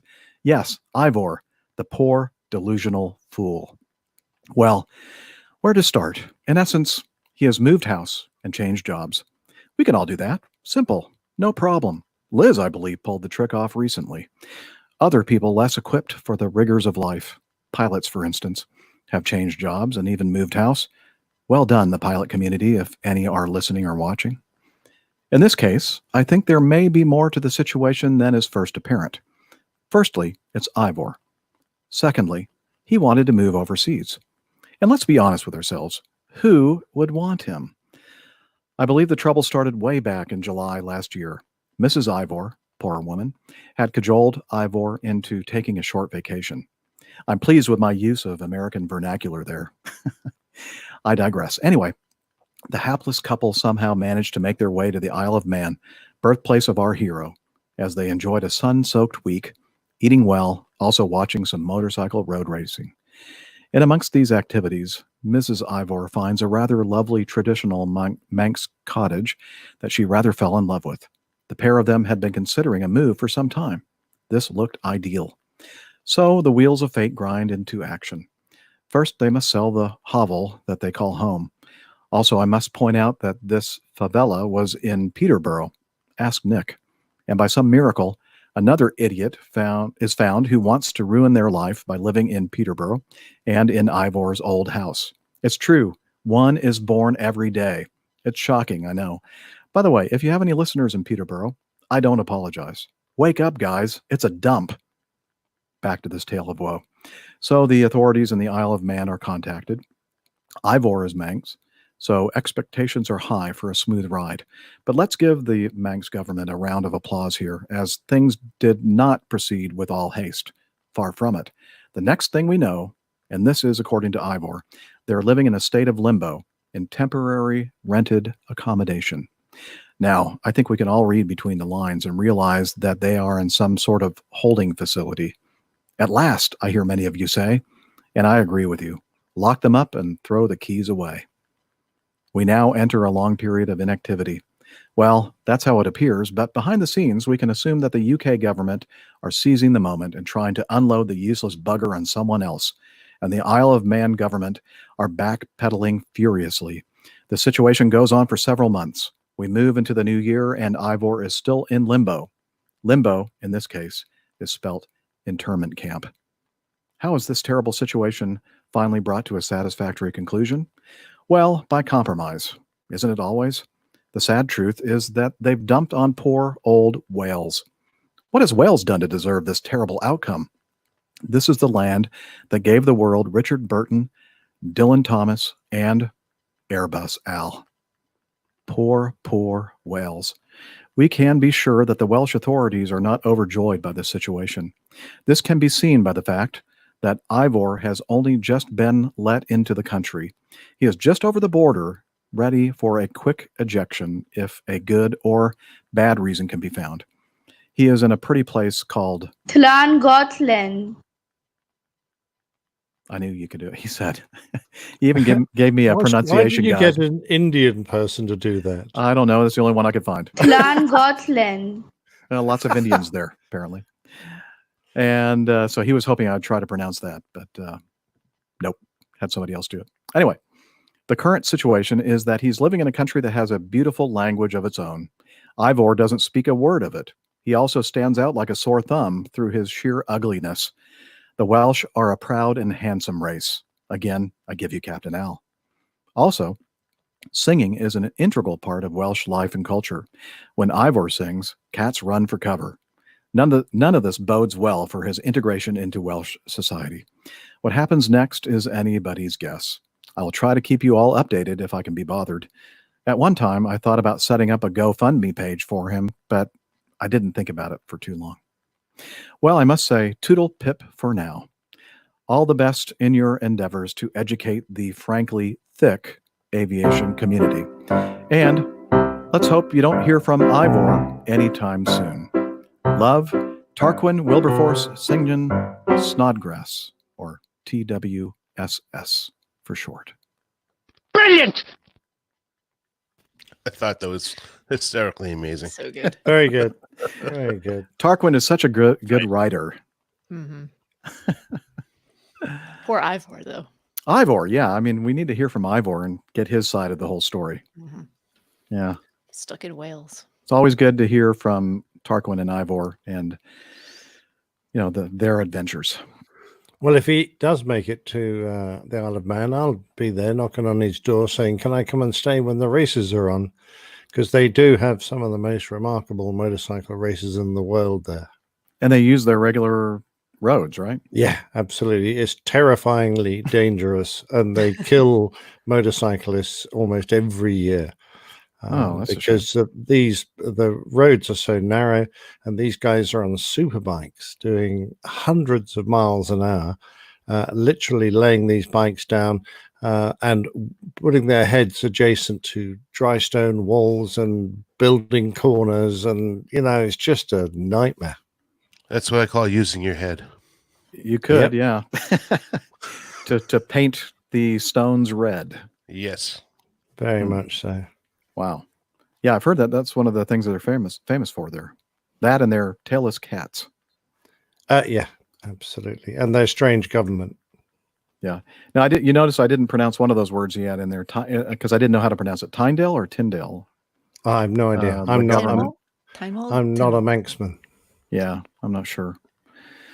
We want to hear you pronounce Llangollen, though. Do you? Llangollen. Llangollen. Okay. I thought she meant me. Yeah, you. Not Nick. Llangollen. so he says, "Well done, Jeff. Doable. I knew you could do it." Excuse me. Tarquin had confidence. Confidence. That's the word. Confidence. Okay. Misplaced, Tarquin. Misplaced. Yeah. But we appreciate your enthusiasm. You're so mean.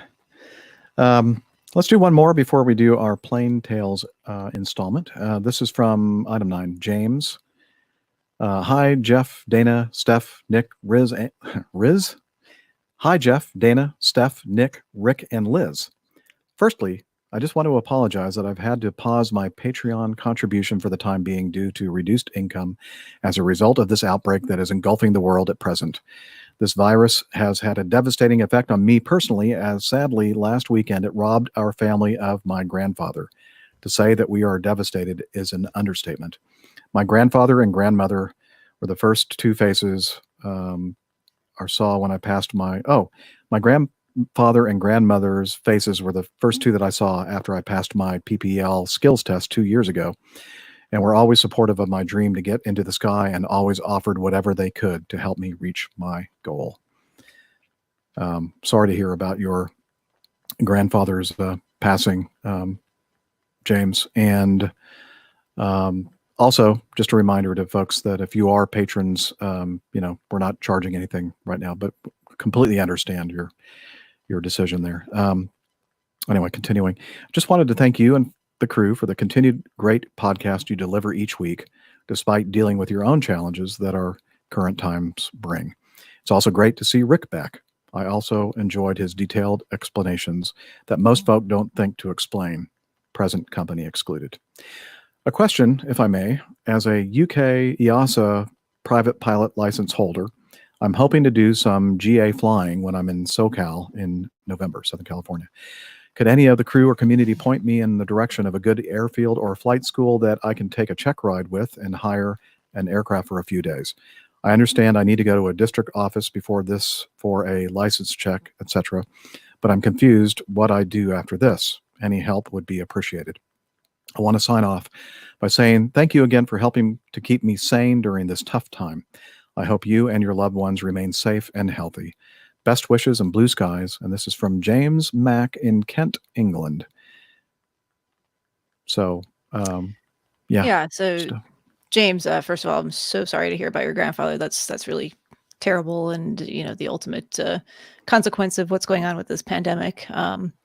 But I just wanted to say, I know we have a lot of community members who have done this, where they've come over from the UK or from Europe in general to fly or build hours or things like that, and they are probably a much better resource than myself or maybe even anyone else here in terms of what needs to be done. But a good place to start might be to take a look at where you're going to be staying, and looking for any flight schools in the area. And you might just be able to contact them directly, and they could probably tell you exactly what you need to do, what you need to bring with you in terms of paperwork, licenses, all that type of stuff in order to get checked out and do some flying. Now, the problem is going to be in Southern California, there are hardly any GA airports. So, no, in fact, I think it's like the epicenter of GA in our country. Across the street, not airport, probably. I just right off the bat, I know the Long Beach airport's a good place, and then I'm not sure how much GA flying they're still doing, and they used to do a bunch of it at John Wayne in Orange County, Santa Ana. But I did send a note to Brandon Gonzalez regarding this, so maybe he'll get back with us and have some ideas. But I think he said, well, I'll really need to know, as Steph just said, exactly where you're going to be in Southern California, because that's kind of a big geographic area. And if we knew exactly where you were going to be, we might be able to help out a little bit more. And by the way, Brandon Gonzalez, Podcasting on a Plane podcast. He's a pilot, CFI, and air traffic controller out there. Silence. Sorry, okay. I muted myself. Yeah, I agree. And like I said, I think we might get some other feedback back on this now that we've read it out, because folks within the community have done this and probably have some better firsthand experience and details. Yep. Well, Captain Al is one for a start. And Pip as well. Oh, yeah, because they both have, yeah. I don't know if they have experience right in Southern California, but they do have experience with what you need to come over here and fly GA and that sort of stuff. I mean, right. I mean, I imagine FAA kind of, applies to the whole shebang here. So, yeah.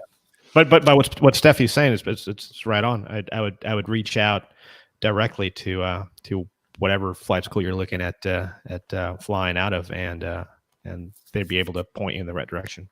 Oh, exactly. I just noticed James Mack is in the chat room.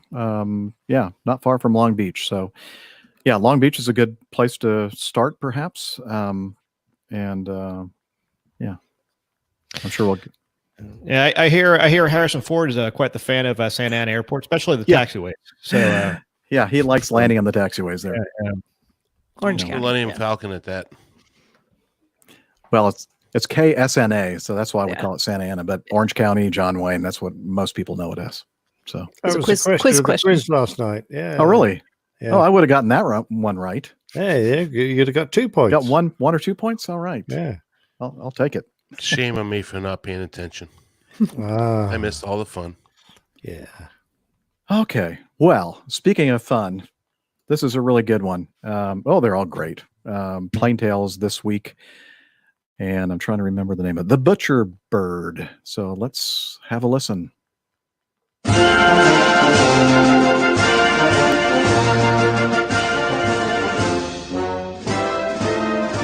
old pilot's Plain Tales, The Butcher Bird. In many countries around the world, if you find a thorn bush which resembles a tiny meat market, it might well belong to a perching bird or songbird of the genus Lanius. These shrikes are common in Europe, Western Asia, tropical Africa, and there are even a few species in Australia. Its genus name comes from the Latin for butcher, hence its common nickname, the butcher bird. It got its gruesome name from its gruesome habit of parking its prey, often half-eaten insects, small lizards and such, onto the spikes of its favourite thorn bush to be stored there for later consumption. The German name for these birds is Würger, which also means strangler, and by coincidence was also the name given to the Focke-Wulf 190 World War II fighter. At the time, radial-engined land-based fighters were rare in Europe, as many manufacturers believed that the large frontal area of a radial design would cause too much drag on a small fighter. Enter the aeronautical engineer and test pilot Kurt Tank. Tank had seen the United States, particularly the US Navy, make good use of radial-powered fighters, and since there was a shortage of the inline Daimler-Benz 601 engines, a radial made sense.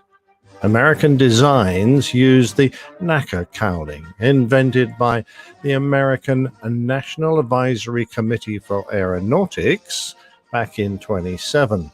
And not only did Tank adopt this, but he improved on the concept by fitting an oversized spinner to deflect air and reduce drag.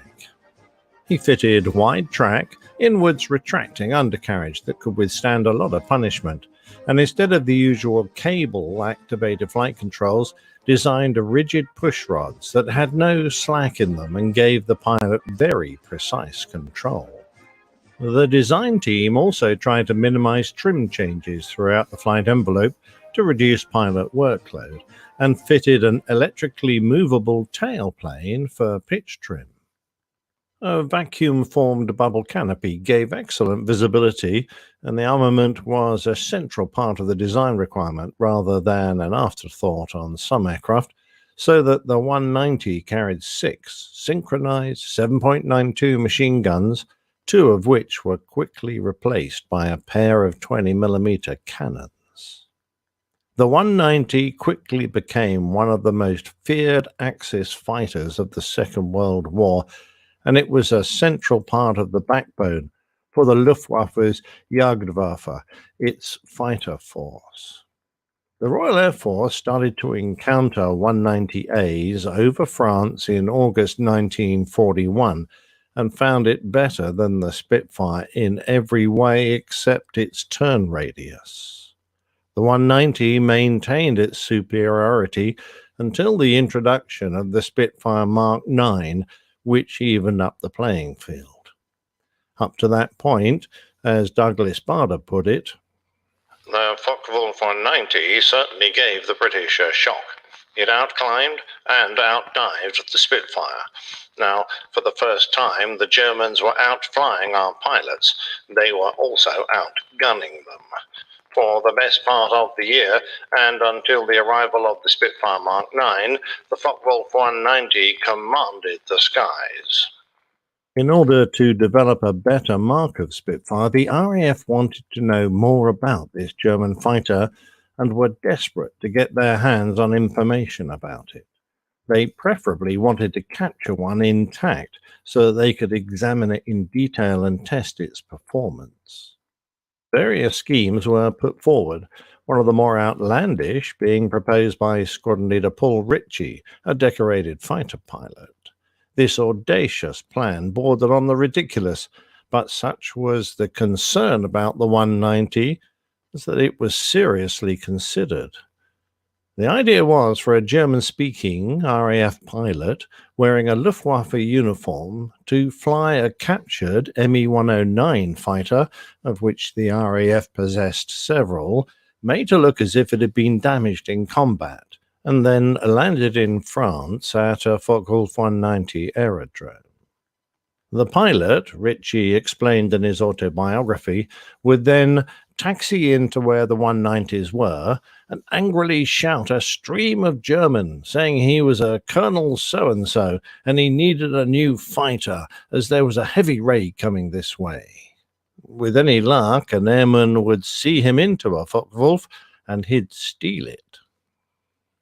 A slightly more realistic plan was devised by Captain Philip Pickney, an officer in the Commandos, and Spitfire pilot Geoffrey Quill. Quill wasn't just any Spitfire pilot. He was the chief test pilot of Vickers Supermarine, having taken over from Mutt Summers, and was already highly decorated, possessing the Air Force Cross at the ripe old age of 23. He had been alternating between flying operations with 65 Squadron at Hornchurch and test flying new marks of Spitfire. Aptly called Operation Air Thief, it entailed the two men being smuggled into France by boat, where the resistance would lead them to the nearest Focke-Wulf 190 base. Quill would then sneak onto the airfield under the cover of darkness and take off in one of the Focke-Wulf 190s while Pickney and the resistance fighters created a diversion. Privately, Quill did not rate their chances of survival very highly, but then came a remarkable event that rendered such Biggles-style adventures redundant. It was June 1942, and Oberleutnant Armin Faber, the Gruppen Adjutant, a pilot who also performed administrative duties, was about to go flying in his new Focke-Wulf 190. The adjutant of 111 Gruppen Jagerschwader 2, the Richthofen wing of the Luftwaffe, was flying with Siebenstaffel that day, and they were scrambled to attack a formation of Boston light bombers. The RAF Boston, otherwise known as the Douglas A-20 Havoc, was an American aircraft that served with various air forces, including the RAF. But it was both slow and poorly armed, so as a day bomber, it met with disastrous results. The Luftwaffe pilots were expecting a few easy kills, and even if they met fighters, they knew that their aircraft held a distinct edge. That day, the 6 Bostons were escorted by 3 Spitfire squadrons manned by Czechoslovaks, numbers 310, 312, and 313. Whilst they engaged the 190s over the channel, the Bostons fled the scene and all landed safely, but the fighters were fully occupied. Despite being outnumbered, the superior German aircraft downed 7 Spits with the loss of only 2, one of which was brought down by a collision which took out both aircraft and killed the RAF pilot. In the heat of an engagement, it's easy to lose track of other aircraft, and if your fight drifts a few miles away, it's not hard to become completely separated from your colleagues.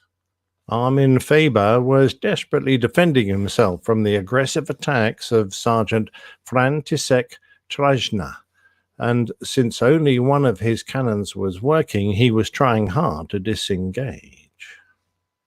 The fight drifted over British soil, Exeter in Devon to be precise, where, after much high-speed manoeuvring, Faber flew an Immelmann turn into sun and met his opponent head-on. As the fighters closed, Trejna saw his tracers dance all around the 190 with no strikes, but then there was a jolt as part of his starboard wing flew off and a splinter hit him in the right arm. The Spitfire went into a spin and burst into flames, forcing him to bail out. Wounded by the shrapnel, the Czech landed hard from his parachute descent and broke a leg. Farmhands came to help him, and he told them, "The bastard got me." His Spit crashed near Black Dog in Devon. Faber looked around and took stock. The ground beneath him didn't look familiar, and after all that turning, he wasn't sure exactly where he was, but then he saw the sea and headed towards the coast. What he had actually spotted was the north coast of Devon and the Bristol Channel, and flying visually, he headed towards it instead of south. Had he bothered to check his compass, he might have seen his error. After crossing a body of water which he assumed to be the Channel, he spied France, except that it was the south coast of Wales, and getting very short of fuel, looked for an airfield to land at. Spying one, he overflew it, waggled his wings, and landed. On the ground at RAF Pembrey, the duty pilot was Sergeant Jeffries. He spotted the visitor, and his jaw dropped when he realized that it was a German fighter. Grabbing the nearest thing he had to a weapon, he told his men that when the aircraft landed, they should direct it to the dispersal. As the slightly confused Faber taxied his aircraft to a halt, Jeffries jumped up on the wing, and the enormity of his mistake suddenly struck the German as the sergeant thrust a signal flare gun into his face and ordered him to surrender. The German pilot was so despondent that he actually tried to shoot himself, but was disarmed before he could do any damage. After all, it was Faber himself who had personally handed over the written order from Reich Marshal Hermann Goering to his commanding officer, which stated clearly that no Focke-Wulf fighter was to cross the Channel and must turn back to France upon reaching the halfway point, an order that he had disobeyed. Faber was driven to interrogation under the escort of Group Captain David Atchley, who, fearful of an escape attempt, kept his service revolver aimed at the Luftwaffe pilot for the whole journey, at least until the car hit a pothole, when the jolt caused him to discharge his weapon by accident, nearly hitting the unfortunate German and putting a hole into the door of his Austin Cambridge. As nobody wanted to risk crashing it, now that they had a chance to examine this remarkable fighter, Faber's aircraft was dismantled and transported by lorry to the Royal Aircraft Establishment at Farnborough. There it was repainted in RAF colours and given the serial number Mike Papa 499. Flying trials were carried out and mock combat missions flown against a Spitfire that proved invaluable at assessing how best to modify the next generation of fighters to counter Kurt Tank's marvellous design. Its strengths and shortcomings were soon identified, and the information passed on to frontline squadrons so that pilots could adjust their tactics in order to exploit the Focke-Wulf's few weaknesses, such as its sluggish performance at high altitude. Some of the features of the Focke-Wulf 190 were actually copied and worked into subsequent British fighter designs. When they had finished playing with their Würger, their butcher bird, the fighter was dismantled and scrapped in September 1943, although parts of it and some wreckage from Tresna's Spitfire can be seen at the Shoreham Aircraft Museum near Sevenoaks in Kent. If you ever get a chance to visit, you should also pop into their delightful tea room and gardens, the Old Bakery. And what of Armin Faber, despite 2 escape attempts, until nearing the end of the war when he was repatriated because of ill health. Faber recovered, and on September the 21st, 1991, he visited the Little Shoreham Museum and donated his officer's dagger and pilot's badge for their display.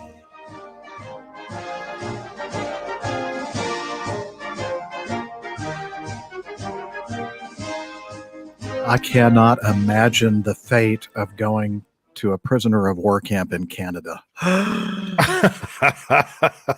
The worst on the planet.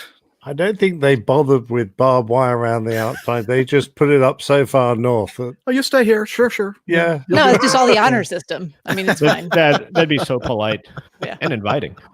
Oh, no, it's okay. Absolutely. We're sorry. We'll just stay here. It's okay. Sorry. Just kidding, Liz. I have to admit, I was a little confused when I first listened. I had to re-listen to that middle section because I thought the name that you're using for the British Spitfire pilot doesn't sound like a British name. And then I realized, it wasn't a Brit. It was a Czechoslovakian. Yeah. Oh, yes. So I didn't know that the Czech. See, I don't know a lot about. Yeah, World War II, we had a lot of pilots from Czechoslovakia and Poland, Romania, France, Norway, that all escaped across the Channel to the United Kingdom, and wherever possible, the RAF trained them in our ways and formed squadrons trying to keep the nationalities together so they'd have a lot of comradeship. And although it took some time, I think, for the hierarchy to realize what a valuable asset these guys were, they performed marvelously. In particular, one Polish squadron, I think 303 Squadron, was one of the highest, or it's not absolutely certain, but we think they were the highest scoring Battle of Britain squadron, which, considering that they joined the Battle of Britain late, they were only made operational sort of a month into that period. They did damn well, but a lot of these guys were exceptional pilots. I guess the last name sounded sort of Germanish, so I was thinking, wait, which one is which?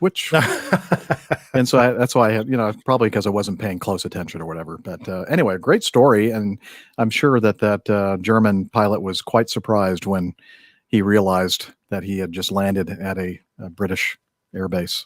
Yes, wee bit of a mistake there. Although I have heard one story that he had deliberately decided to defect with his aircraft. Had that been the actual case, I think they probably, wouldn't have sent him to Canada. Send me to Canada. Send me to Canada. I love it. That was a good one. I really enjoyed that. All right. Let's see. Why don't we continue our feedback with item 10? Nick, are you up for reading this one? Most certainly. This one's addressed to Liz, which is rather nice. Oh, we should get Liz to do it then. We should, yes. Oh, she's shaking her head. No. Okay. I've attached an audio feedback question along with a couple of photos which go with the story. I recorded this some time ago, but had failed to put it all together to send. But right now I've plenty of time. The gist of the question is about some wingtip vortices I think I felt whilst walking near Vancouver Airport. The picture shows 2 water spouts. So I'm wondering if these could have been caused by the aircraft. The picture actually shows them after they had almost diminished to nothing, but they'd gone up to about 50 feet. But I was too in awe to think of getting a picture right away.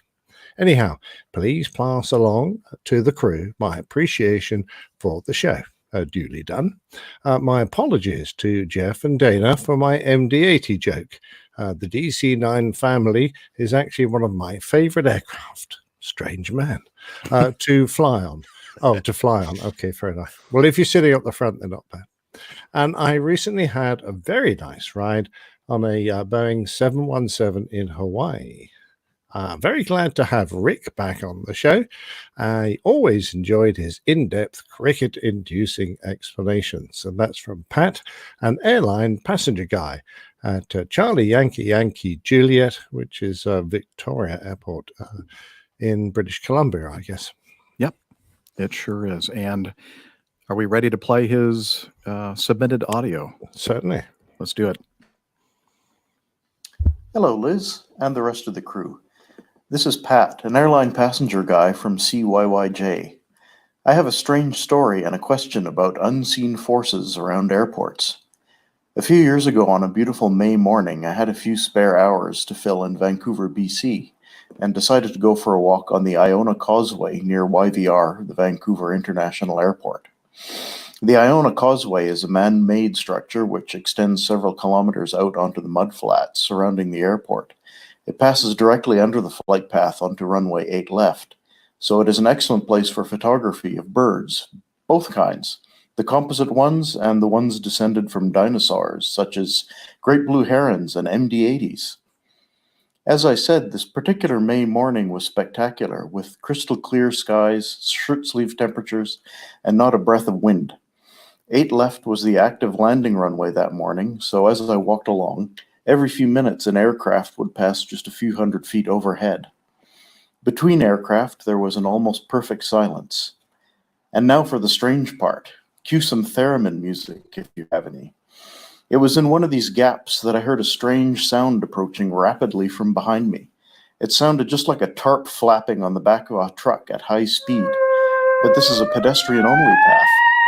The sound made me turn in some alarm, and to my surprise, I saw nothing. The sound moved past me and out onto the mudflats, where soon 2 small waterspouts started to form a few hundred feet apart.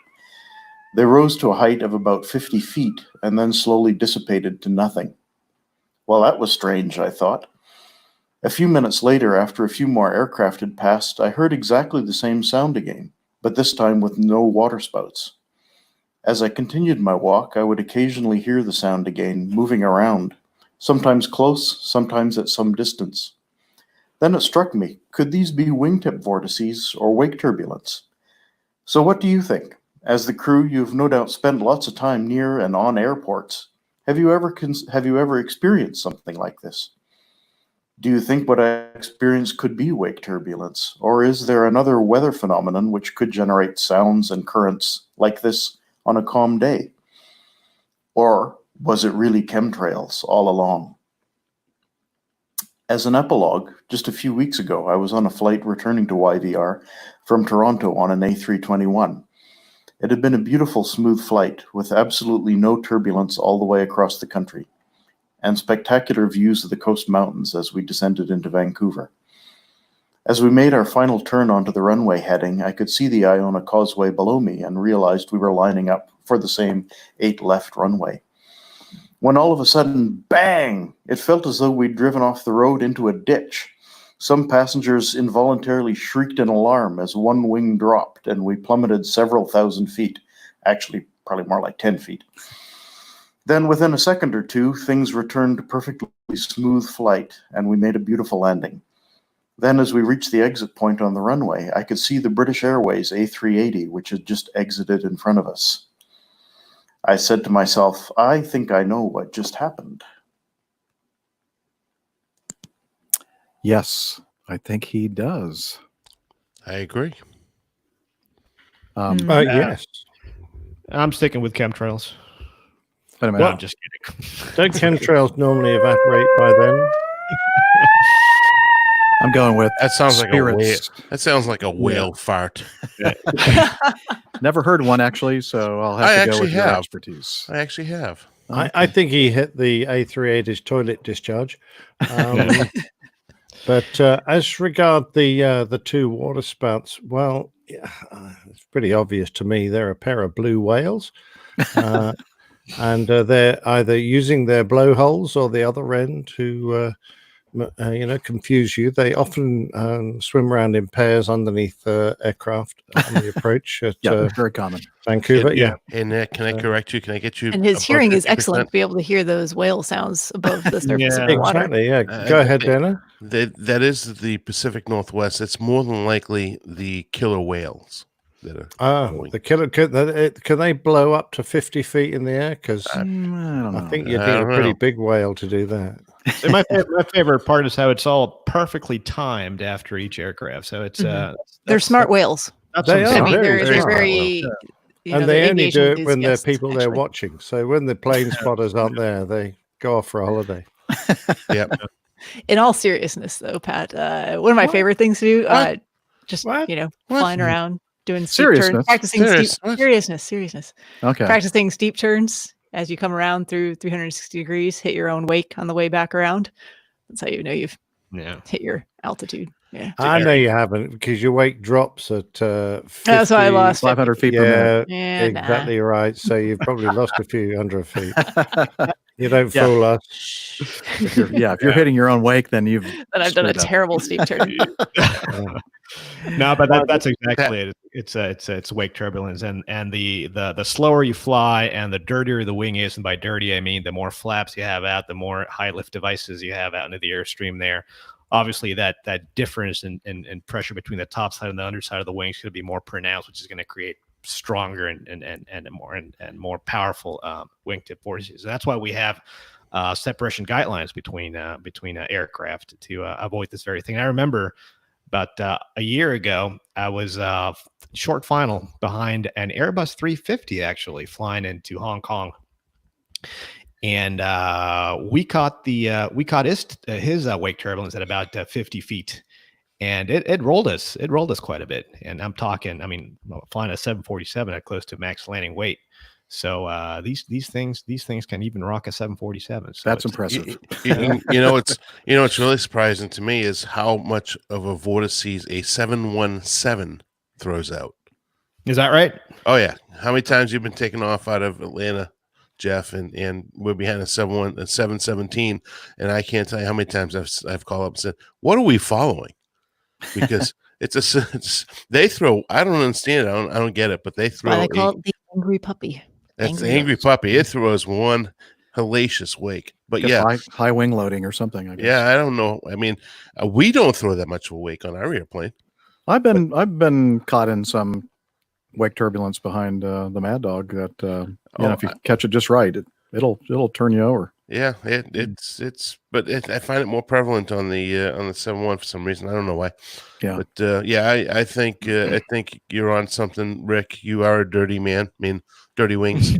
No, I'm only kidding. Yeah, so I think, on all seriousness, other than a couple of blue whales out there or orcas, I would think that those are vortices. And there's a place in Boston that I, as a young wannabe pilot, it's called Castle Island. And for us aviators, if you're landing on Ford Wright in Boston, you fly right over it. It's if the airplane, it'd probably come over at about 500 feet maybe, and so it's very common to hear that sound that you're describing, Pat. And I don't think I ever remember seeing a vortices on the water, but I heard that all the time, that vortices sound.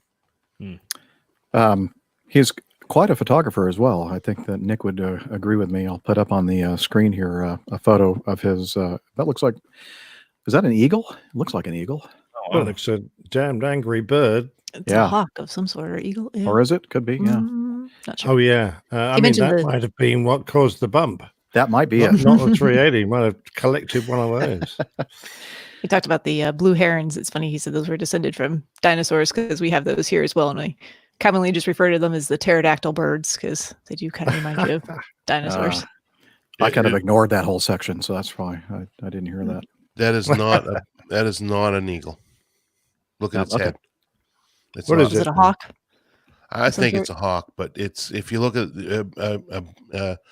I can't even talk. An eagle would be white head, would have a whole white head.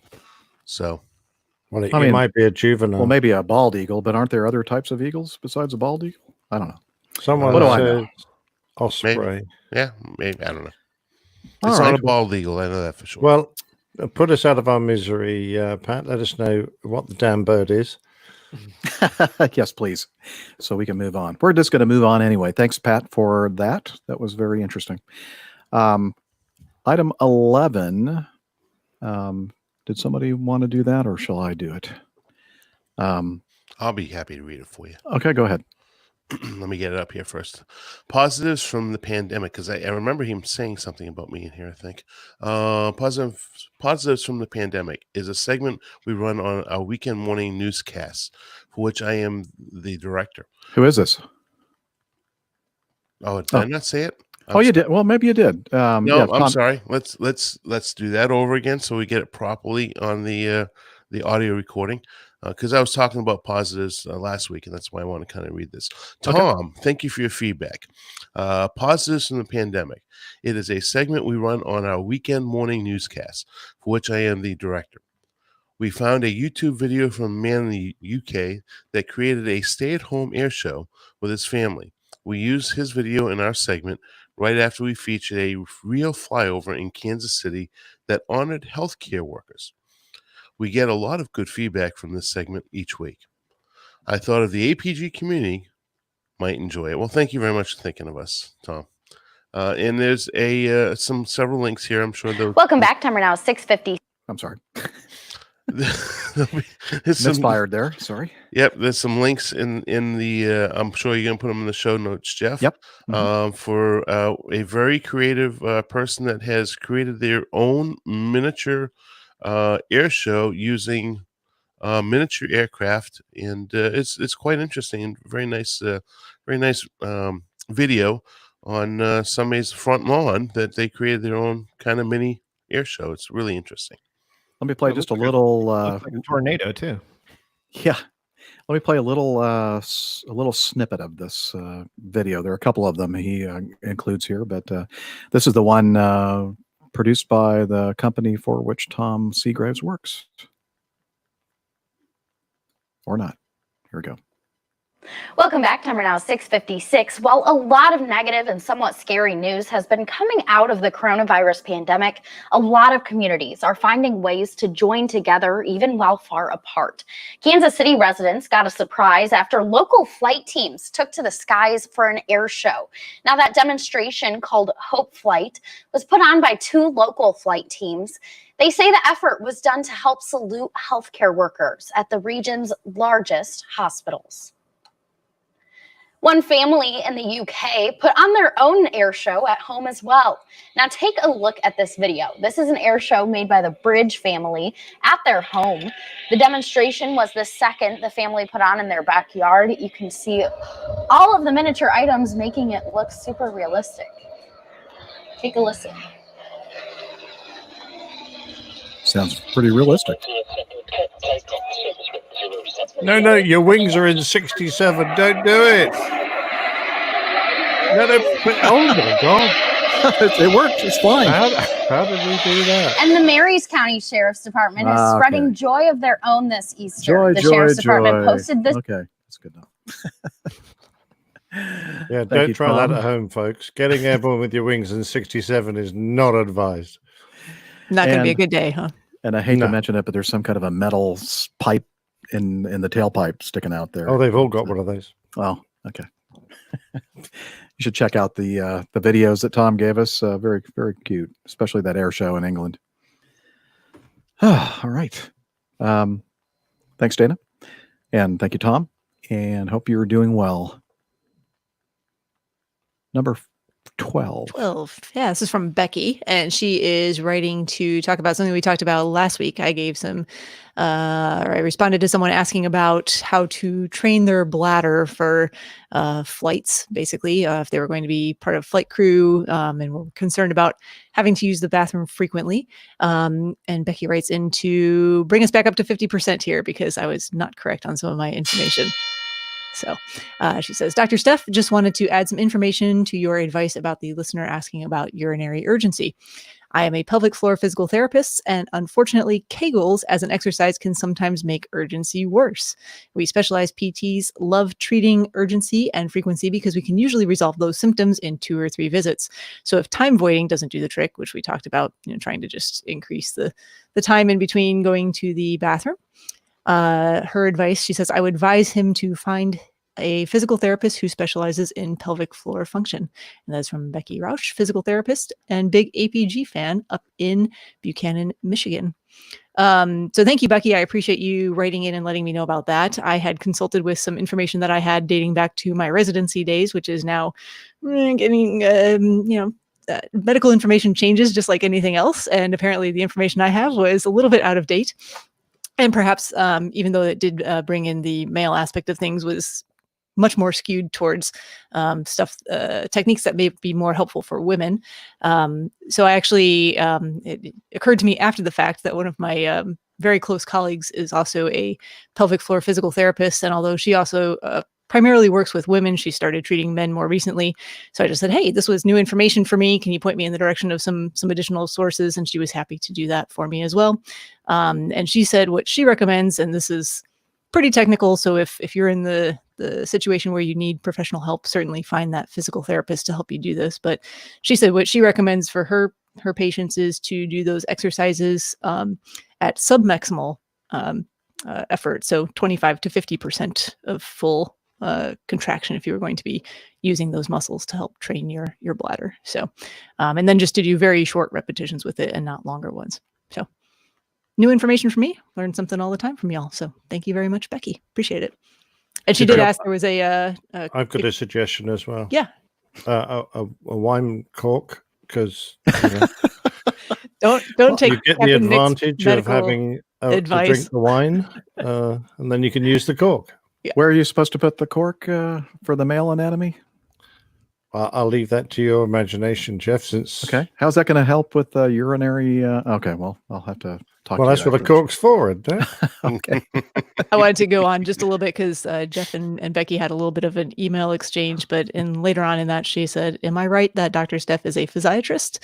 It makes sense that she fits in with you folks. Physiatrists, I think of as the pilots of medicine. They make sure the plane flies rather than if the engines, make sure the plane flies rather than if the engines run. Not sure if that's a compliment or not. I think so. Yeah, I think Seems so. like I it think so. was. But yes, you're Yeah. correct, Becky. Physiatrist here. So, thank you for all you folks do as physical therapists. We need you guys to help treat and take care of our patients. We really appreciate it. Yeah, I just basically told her that, she said she was a big APG fan. And I said, wow, we have a pelvic floor physical therapist in our APG community. Unbelievable. I'm now a big Becky Roush fan. So, and she said that she has no connection to our industry, but she remembers the magic of flying as a child. She's 53 now. I remember everyone in their Sunday best. I was so excited when the flight attendant would come get me and tell me the crew from the flight deck had invited me to peek into the cockpit while in flight. And then the little metal sets of wings. I would be returned to my seat with a new deck of playing cards with TWA or Eastern on them. And she says she still, as an adult, loves seeing the magic of flight and learning the physics and math that make it possible. So there's math. How did I ever learn to fly an airplane if there was maths involved? And I get what she's saying now. It took me a second there on that last sentence, which I hadn't fully thought through. But yeah, we're more the function doctors. the practical. Yeah, end if of it. something is not working correctly, our job is to figure out the workaround for that and get people back to their regular routine. Yeah. Oh, I should not forget to mention this paragraph that she wrote, which is lovely. I love the seeming magic of flight and learning the physics and maths that make it possible. I enjoy the thought that you all talk for more than 3 hours per week because you truly enjoy each other. I think about Liz doing all, shut up. You're blowing it, man. Somebody mute that guy. Anyway, I think about Liz doing all she does just because she wants to, and she knows it makes it better. She's right. I remember APG without Liz too. No offense intended. Okay. Anyway, the world needs more passionate people that care about what is good. You folks seem like those kind of people. Yeah, we have her fooled, don't we? No, we do, actually. So thank you very much for your kind words, Becky. Yeah. All right. I love you all. Mm-hmm. Okay. Let's see. How about... I don't. Yeah. Item 13. Let's see. Texas and LaShock sent this one in. And he said, greetings, Captain Jeff and APG crew. As you know, last year, we celebrated the 50th anniversary of the Apollo 11 moon landings. But what may have slipped your mind is that this month, in fact, as I'm writing this, the evening of April 13, it has been 50 years since Apollo 13 lifted off on their ill-fated journey. To commemorate the event, the official podcast of the Johnson Space Center had astronauts Jim Lovell, or is it Lovell, and Fred Hayes on to talk about it. They shared their experiences and impressions of the flight and offer up some interesting tidbits, like Jim referring to the Saturn V as an old man's rocket. Apparently, it had a rather leisurely acceleration compared to the Gemini rockets, and both of them were fighter pilots, so they were used to some pretty heavy G. And he gave us a link to this podcast, which is just so aptly named Houston, We Have a Podcast. Love that. So we'll put a link to the podcast in the show notes, and also a link to the, what do they call that? The transcript of the podcast as well. Yeah, and it's interesting if you guys and gals are interested. There is a particular Twitter page I've been following for about the last year or so. It's called Apollo_50th, and they live tweet the Apollo missions, in real time as it would happen 50 years ago. Oh, and neat. so, yeah, so you get to see what the comms were at this point in time 50 years ago. You kind of follow that along, and obviously right now they're in the middle of Apollo 13th on their way back to Earth here, so it's quite interesting. So it's Apollo_50th, and it's a really good follow. All right, I will second that. I guess I'll have to follow then as well, and we'll put that in the show notes if I remember to do that. All right. Have you ever flown? I know, Rick, you have a lot of hours in your logbook of 747s. I thought they only had 4 engines. Yeah, I thought so too, apparently. But I see one with 5 engines here, and one with a very interesting arrangement here at the top of the upper deck here. So this one here is from Stuart in Edmonton. He says, "Greetings, APG crew. Hope you're all well and healthy in a world gone slightly bonkers. Congratulations to Miami Rick on the upgrade. Great to see him back on the crew. Thank you very much. I'm happy to be back."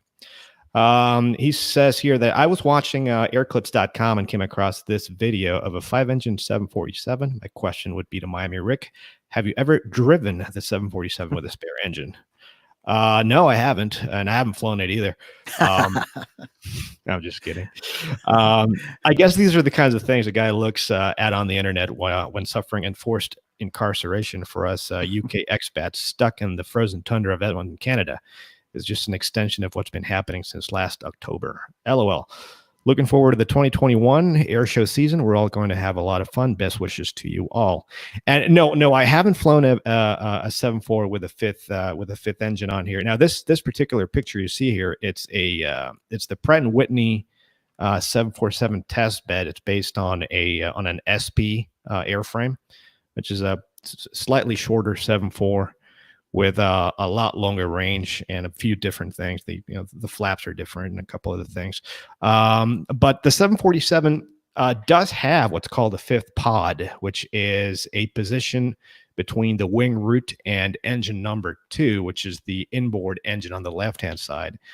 And if you ever have a chance, you look under the left wing there, in between engine 2 and the wing root, there's going to be a plate that can be removed, and an engine can actually be placed there.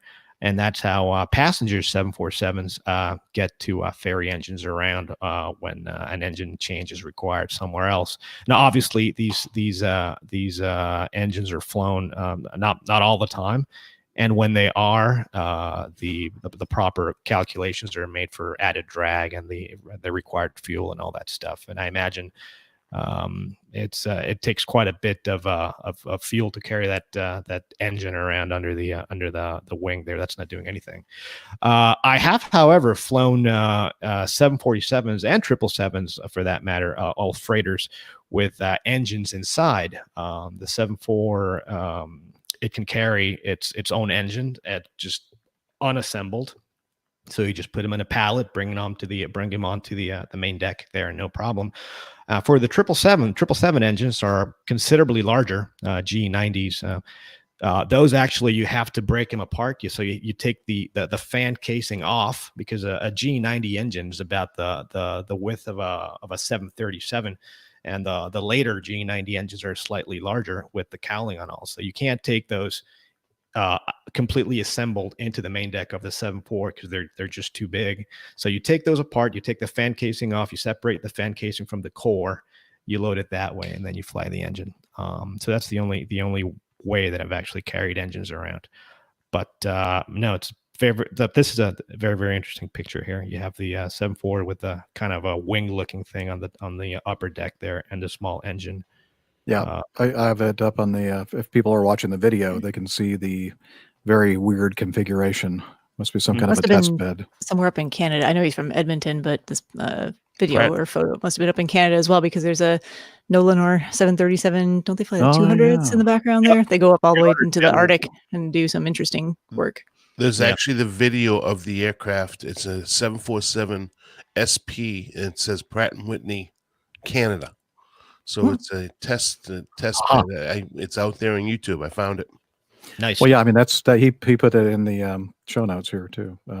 Rick, I remember that SP often being called a slough. What's that stand for? A sloth? Slough, yeah. SLUF. I don't know. I haven't. Short, little, You ugly. haven't heard that? Oh, No, I haven't heard that one. Which is better known for kind of like the B-52 is called the buff. Yeah. But because it's short. the 737-200 was called the Fluff. That little ugly effer. Fellow. Yes. Fellow, exactly. Yeah. So, Rick, you may have said it and I just didn't hear it. Do all the 747s have the provision to carry that fifth engine under the wing? All the ones that I've seen, all the 400s that I've flown, okay, and I'm talking about 400s. I've never actually done a walk around a 200. Yeah. Although I have seen pictures of old 200s. In fact, a South African Airways -200 comes to mind with a JT9 engine on the fifth pod. So I believe it's provision for all of them. I'll have to check on that to make sure we're about 50%. But just curious. But it makes sense that it would be. Okay. Very good. Very good. Well, believe it or not, looks like we've made it through the entire feedback folder, which is great.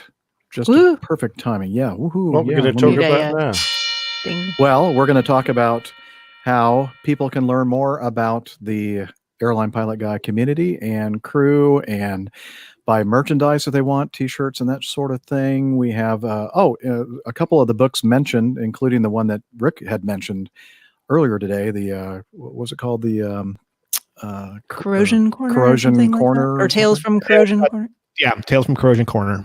Fantastic book. And it's funny because a lot of people that are named on that book, I know personally. It's like, oh, so that was you back then, huh? So. So that book and others are available or listed on the APG library that's managed by our librarian, Tiffany. And that's also a place that you can go and check out on our website. And the Plain Tales page, again, the Plain Tales are great to listen to just on their own. But if you want to see more photographs and some supplementary information regarding the Plain Tales, it's available there on the Plain Tales page of the website. And also, I should mention that the Plain Tales is also available as a separate podcast. And if you do subscribe, which you all should, whether you listen to audio podcasts or not, because that will really help out Captain Nick's Plain Tales, and also by reviewing the Plain Tales, and that will make it more available to other folks out there looking for that sort of thing. So that and much, much more on our website, including our APG community calendar. And then one of these days, when we're finished with this whole pandemic thing, we'll be doing more meetups again, and information about that sort of thing can be found on the APG community calendar. And we're also on social media. We are. There's 3 social media sites, websites where you can find us. One is Twitter. Just search for the handle @APG Crew. We're all there, and our individual Twitter information is pinned to the top of the page.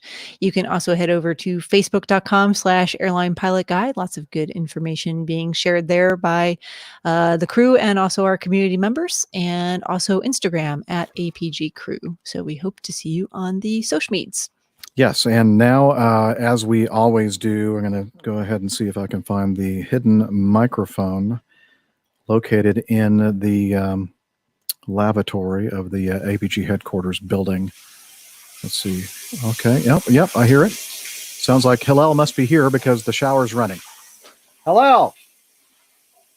Time for slack. Somehow I don't think that was the shower. What? Oh, that was the shower. Yeah. I thought the first one was something else. No, it was the shower. You sure? Yeah. Doesn't smell like a shower. You talking about this? You should go before you take a shower.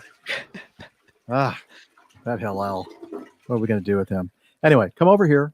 Yeah, would you towel off a little bit more, please? No, don't take the towel off. Dry yourself off. Okay. Thank you. All right.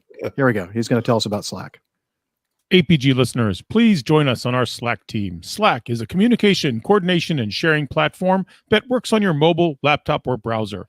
On Slack, we share news and ideas. We suggest episode and plain tales topics.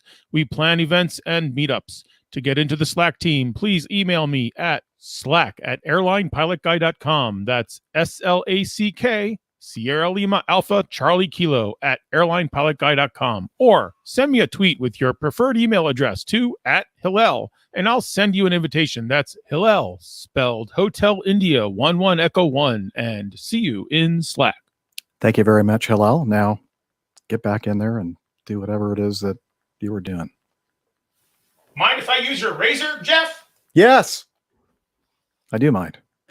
All right, with that, anything else? Oh, yeah, we need to thank again our producer and director, Liz Pyper in Toronto. Hooray! Ontario. Thank you, Liz. And until next time, wishing all of you clear skies, unlimited visibility, and tailwinds. Take care, and God bless. Cheers, y'all. See y'all. Auf Wiedersehen. Hasta la vista, baby. Be safe out there. Yay. Under 3 hours for a change. Wow. That was good. That was good. See ya. 2:56. Do that. All right, I'm going to hit stop. In the Recording name is- of love. Stop in the Or name stop, of love. collaborate, and listen. No, What? no Vanilla Ice fans out there. All right. What is that? Liz. Love it. Thank you, Laura. Let me get And back Lane. over here. And Lane. Yay, Liz. I'm sorry. I just got back to the comments page. Somebody highlighted one of them from Laura, so that's why I said that. Slipping in under 3 hours. Yeah, that's a kind of a record. Days from yesteryear, like 15 years ago, probably. Yeah, don't get used to it. Yeah, like 5 years before I started podcasting. The first one I think was something like around a half an hour to 45 minutes, and then it just went downhill from there. Mm-hmm. Yeah. Anyway, well, thanks everybody for hanging out with us on a Thursday afternoon. I don't even know what day it is. Is it Thursday? Today is Thursday. Today is Thursday, yeah. It's tomorrow. Well, yeah. Looks like in New Zealand where it's Friday. That's true. Yeah, That's point. true. In that. Oh, that's true. Or Guam. It's already Friday in Guam. Is it? Yep. It was so confusing to me when my first trip on the 141. Because I was the junior member of the crew, I was the one that had to kind of keep track of all the logs and expenses and that kind of thing. And the guy goes, "Okay, we took off on the 16th, but we're not going to get, when we arrive in Guam, it's going to be the 18th." And I said, "Huh?" He goes, "Don't worry. Usually we'll get that back when we go back the other way." And Unless you keep going the same way. right. So I never did that. I never Right. completely lost. I have a day. lost several days of my life and gained. Oh, well, you're younger. Yeah, exactly. Or older. Depends Or on older. which. Or older. Not Depending sure which way. One of these years, my goal is to go for New Year's to Samoa, an American Samoa. Mm-hmm.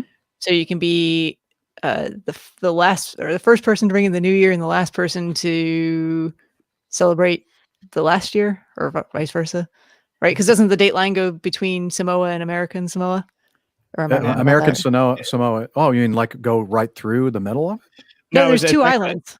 Yeah. So it's funny. The international date line. I think it's to the east. I forget. It doesn't go exactly through it, but they changed that so they could be the first. So you've got this line, and then it kind of juts out and got the island, and then it just goes back to being a line. Oh, okay. So you Well, can do both of those Well, things. Well, I have. That's I'm it. probably. Am I the only one on the crew that has been to Pango Pango? Yeah. As far as I Not know. been to Pango Pango. Yay! Yeah. It's spelled Pago, but I was corrected right away when I said Pago, and they go, nope, Pango. Oh, okay. Yeah, So the end is where's silent. the N? Well, I was. It was interesting to me because my friends, we just had a Zoom meetup on the internet, and they live down in New Zealand, and they were telling me that they are the second island, other than I think Easter Island, to go to the new day, or the first ones to get to the new day. I don't think that's right, is it? I don't know. I'm looking at the map right now. I'm trying to figure it No. out. To be honest with you, Not Easter Island. Because you have the No, Easter Island's just a 5-hour flight from Santiago. I've been there several times. No, that's way to the east of the. could be the Fijian islands. actually, it looks like the Line Islands are the first. I don't know. Kiribati. Probably Kiribati? heard that. Yeah, Kiribati. So the Line Islands. No, thank you. There is a carve out for the International Date Line that is the Kiribati, which is the Line Islands. French Polynesian and Cook Islands looks like they're about the last. Okay. And so it looks like all the American Samoan islands are in the on the other side then. Huh. Oh, guys, I got a delivery here. The water feature, sir. All right, I gotta go take care of this here real quick. Get that water feature. All righty, guys. See ya. Hopefully, See ya. Bye-bye. Bye now. All right. We're still broadcasting, just to let everybody know. So anything we want to say or anybody want to say in the chat room before we click the end broadcast? Unless you want to discuss the show title. Oh, yeah. Anybody have any suggestions I for? think you came up with it earlier. Liz probably wrote it down. Well, I've got one, Whale Wake. I like that. Yeah. Jeff doesn't care for it. Yeah, I like that a lot. You don't like it? I think it would be cute with a whale and like tail you could have flashing a and He's just whale. trying to think of something easy to illustrate with his artwork. I am. I'm thinking of a whale with a spout, knocking an airplane on its side. And everyone, Okay. Big eyes. That's it then. We'll do that. Doesn't have to be. I like it, actually, now that I think about it. 120 inches is 5 times better than 40 inches, even though that math makes zero sense. That'd be a long title, but it's funny. That's funny. We have 120 inches of joy.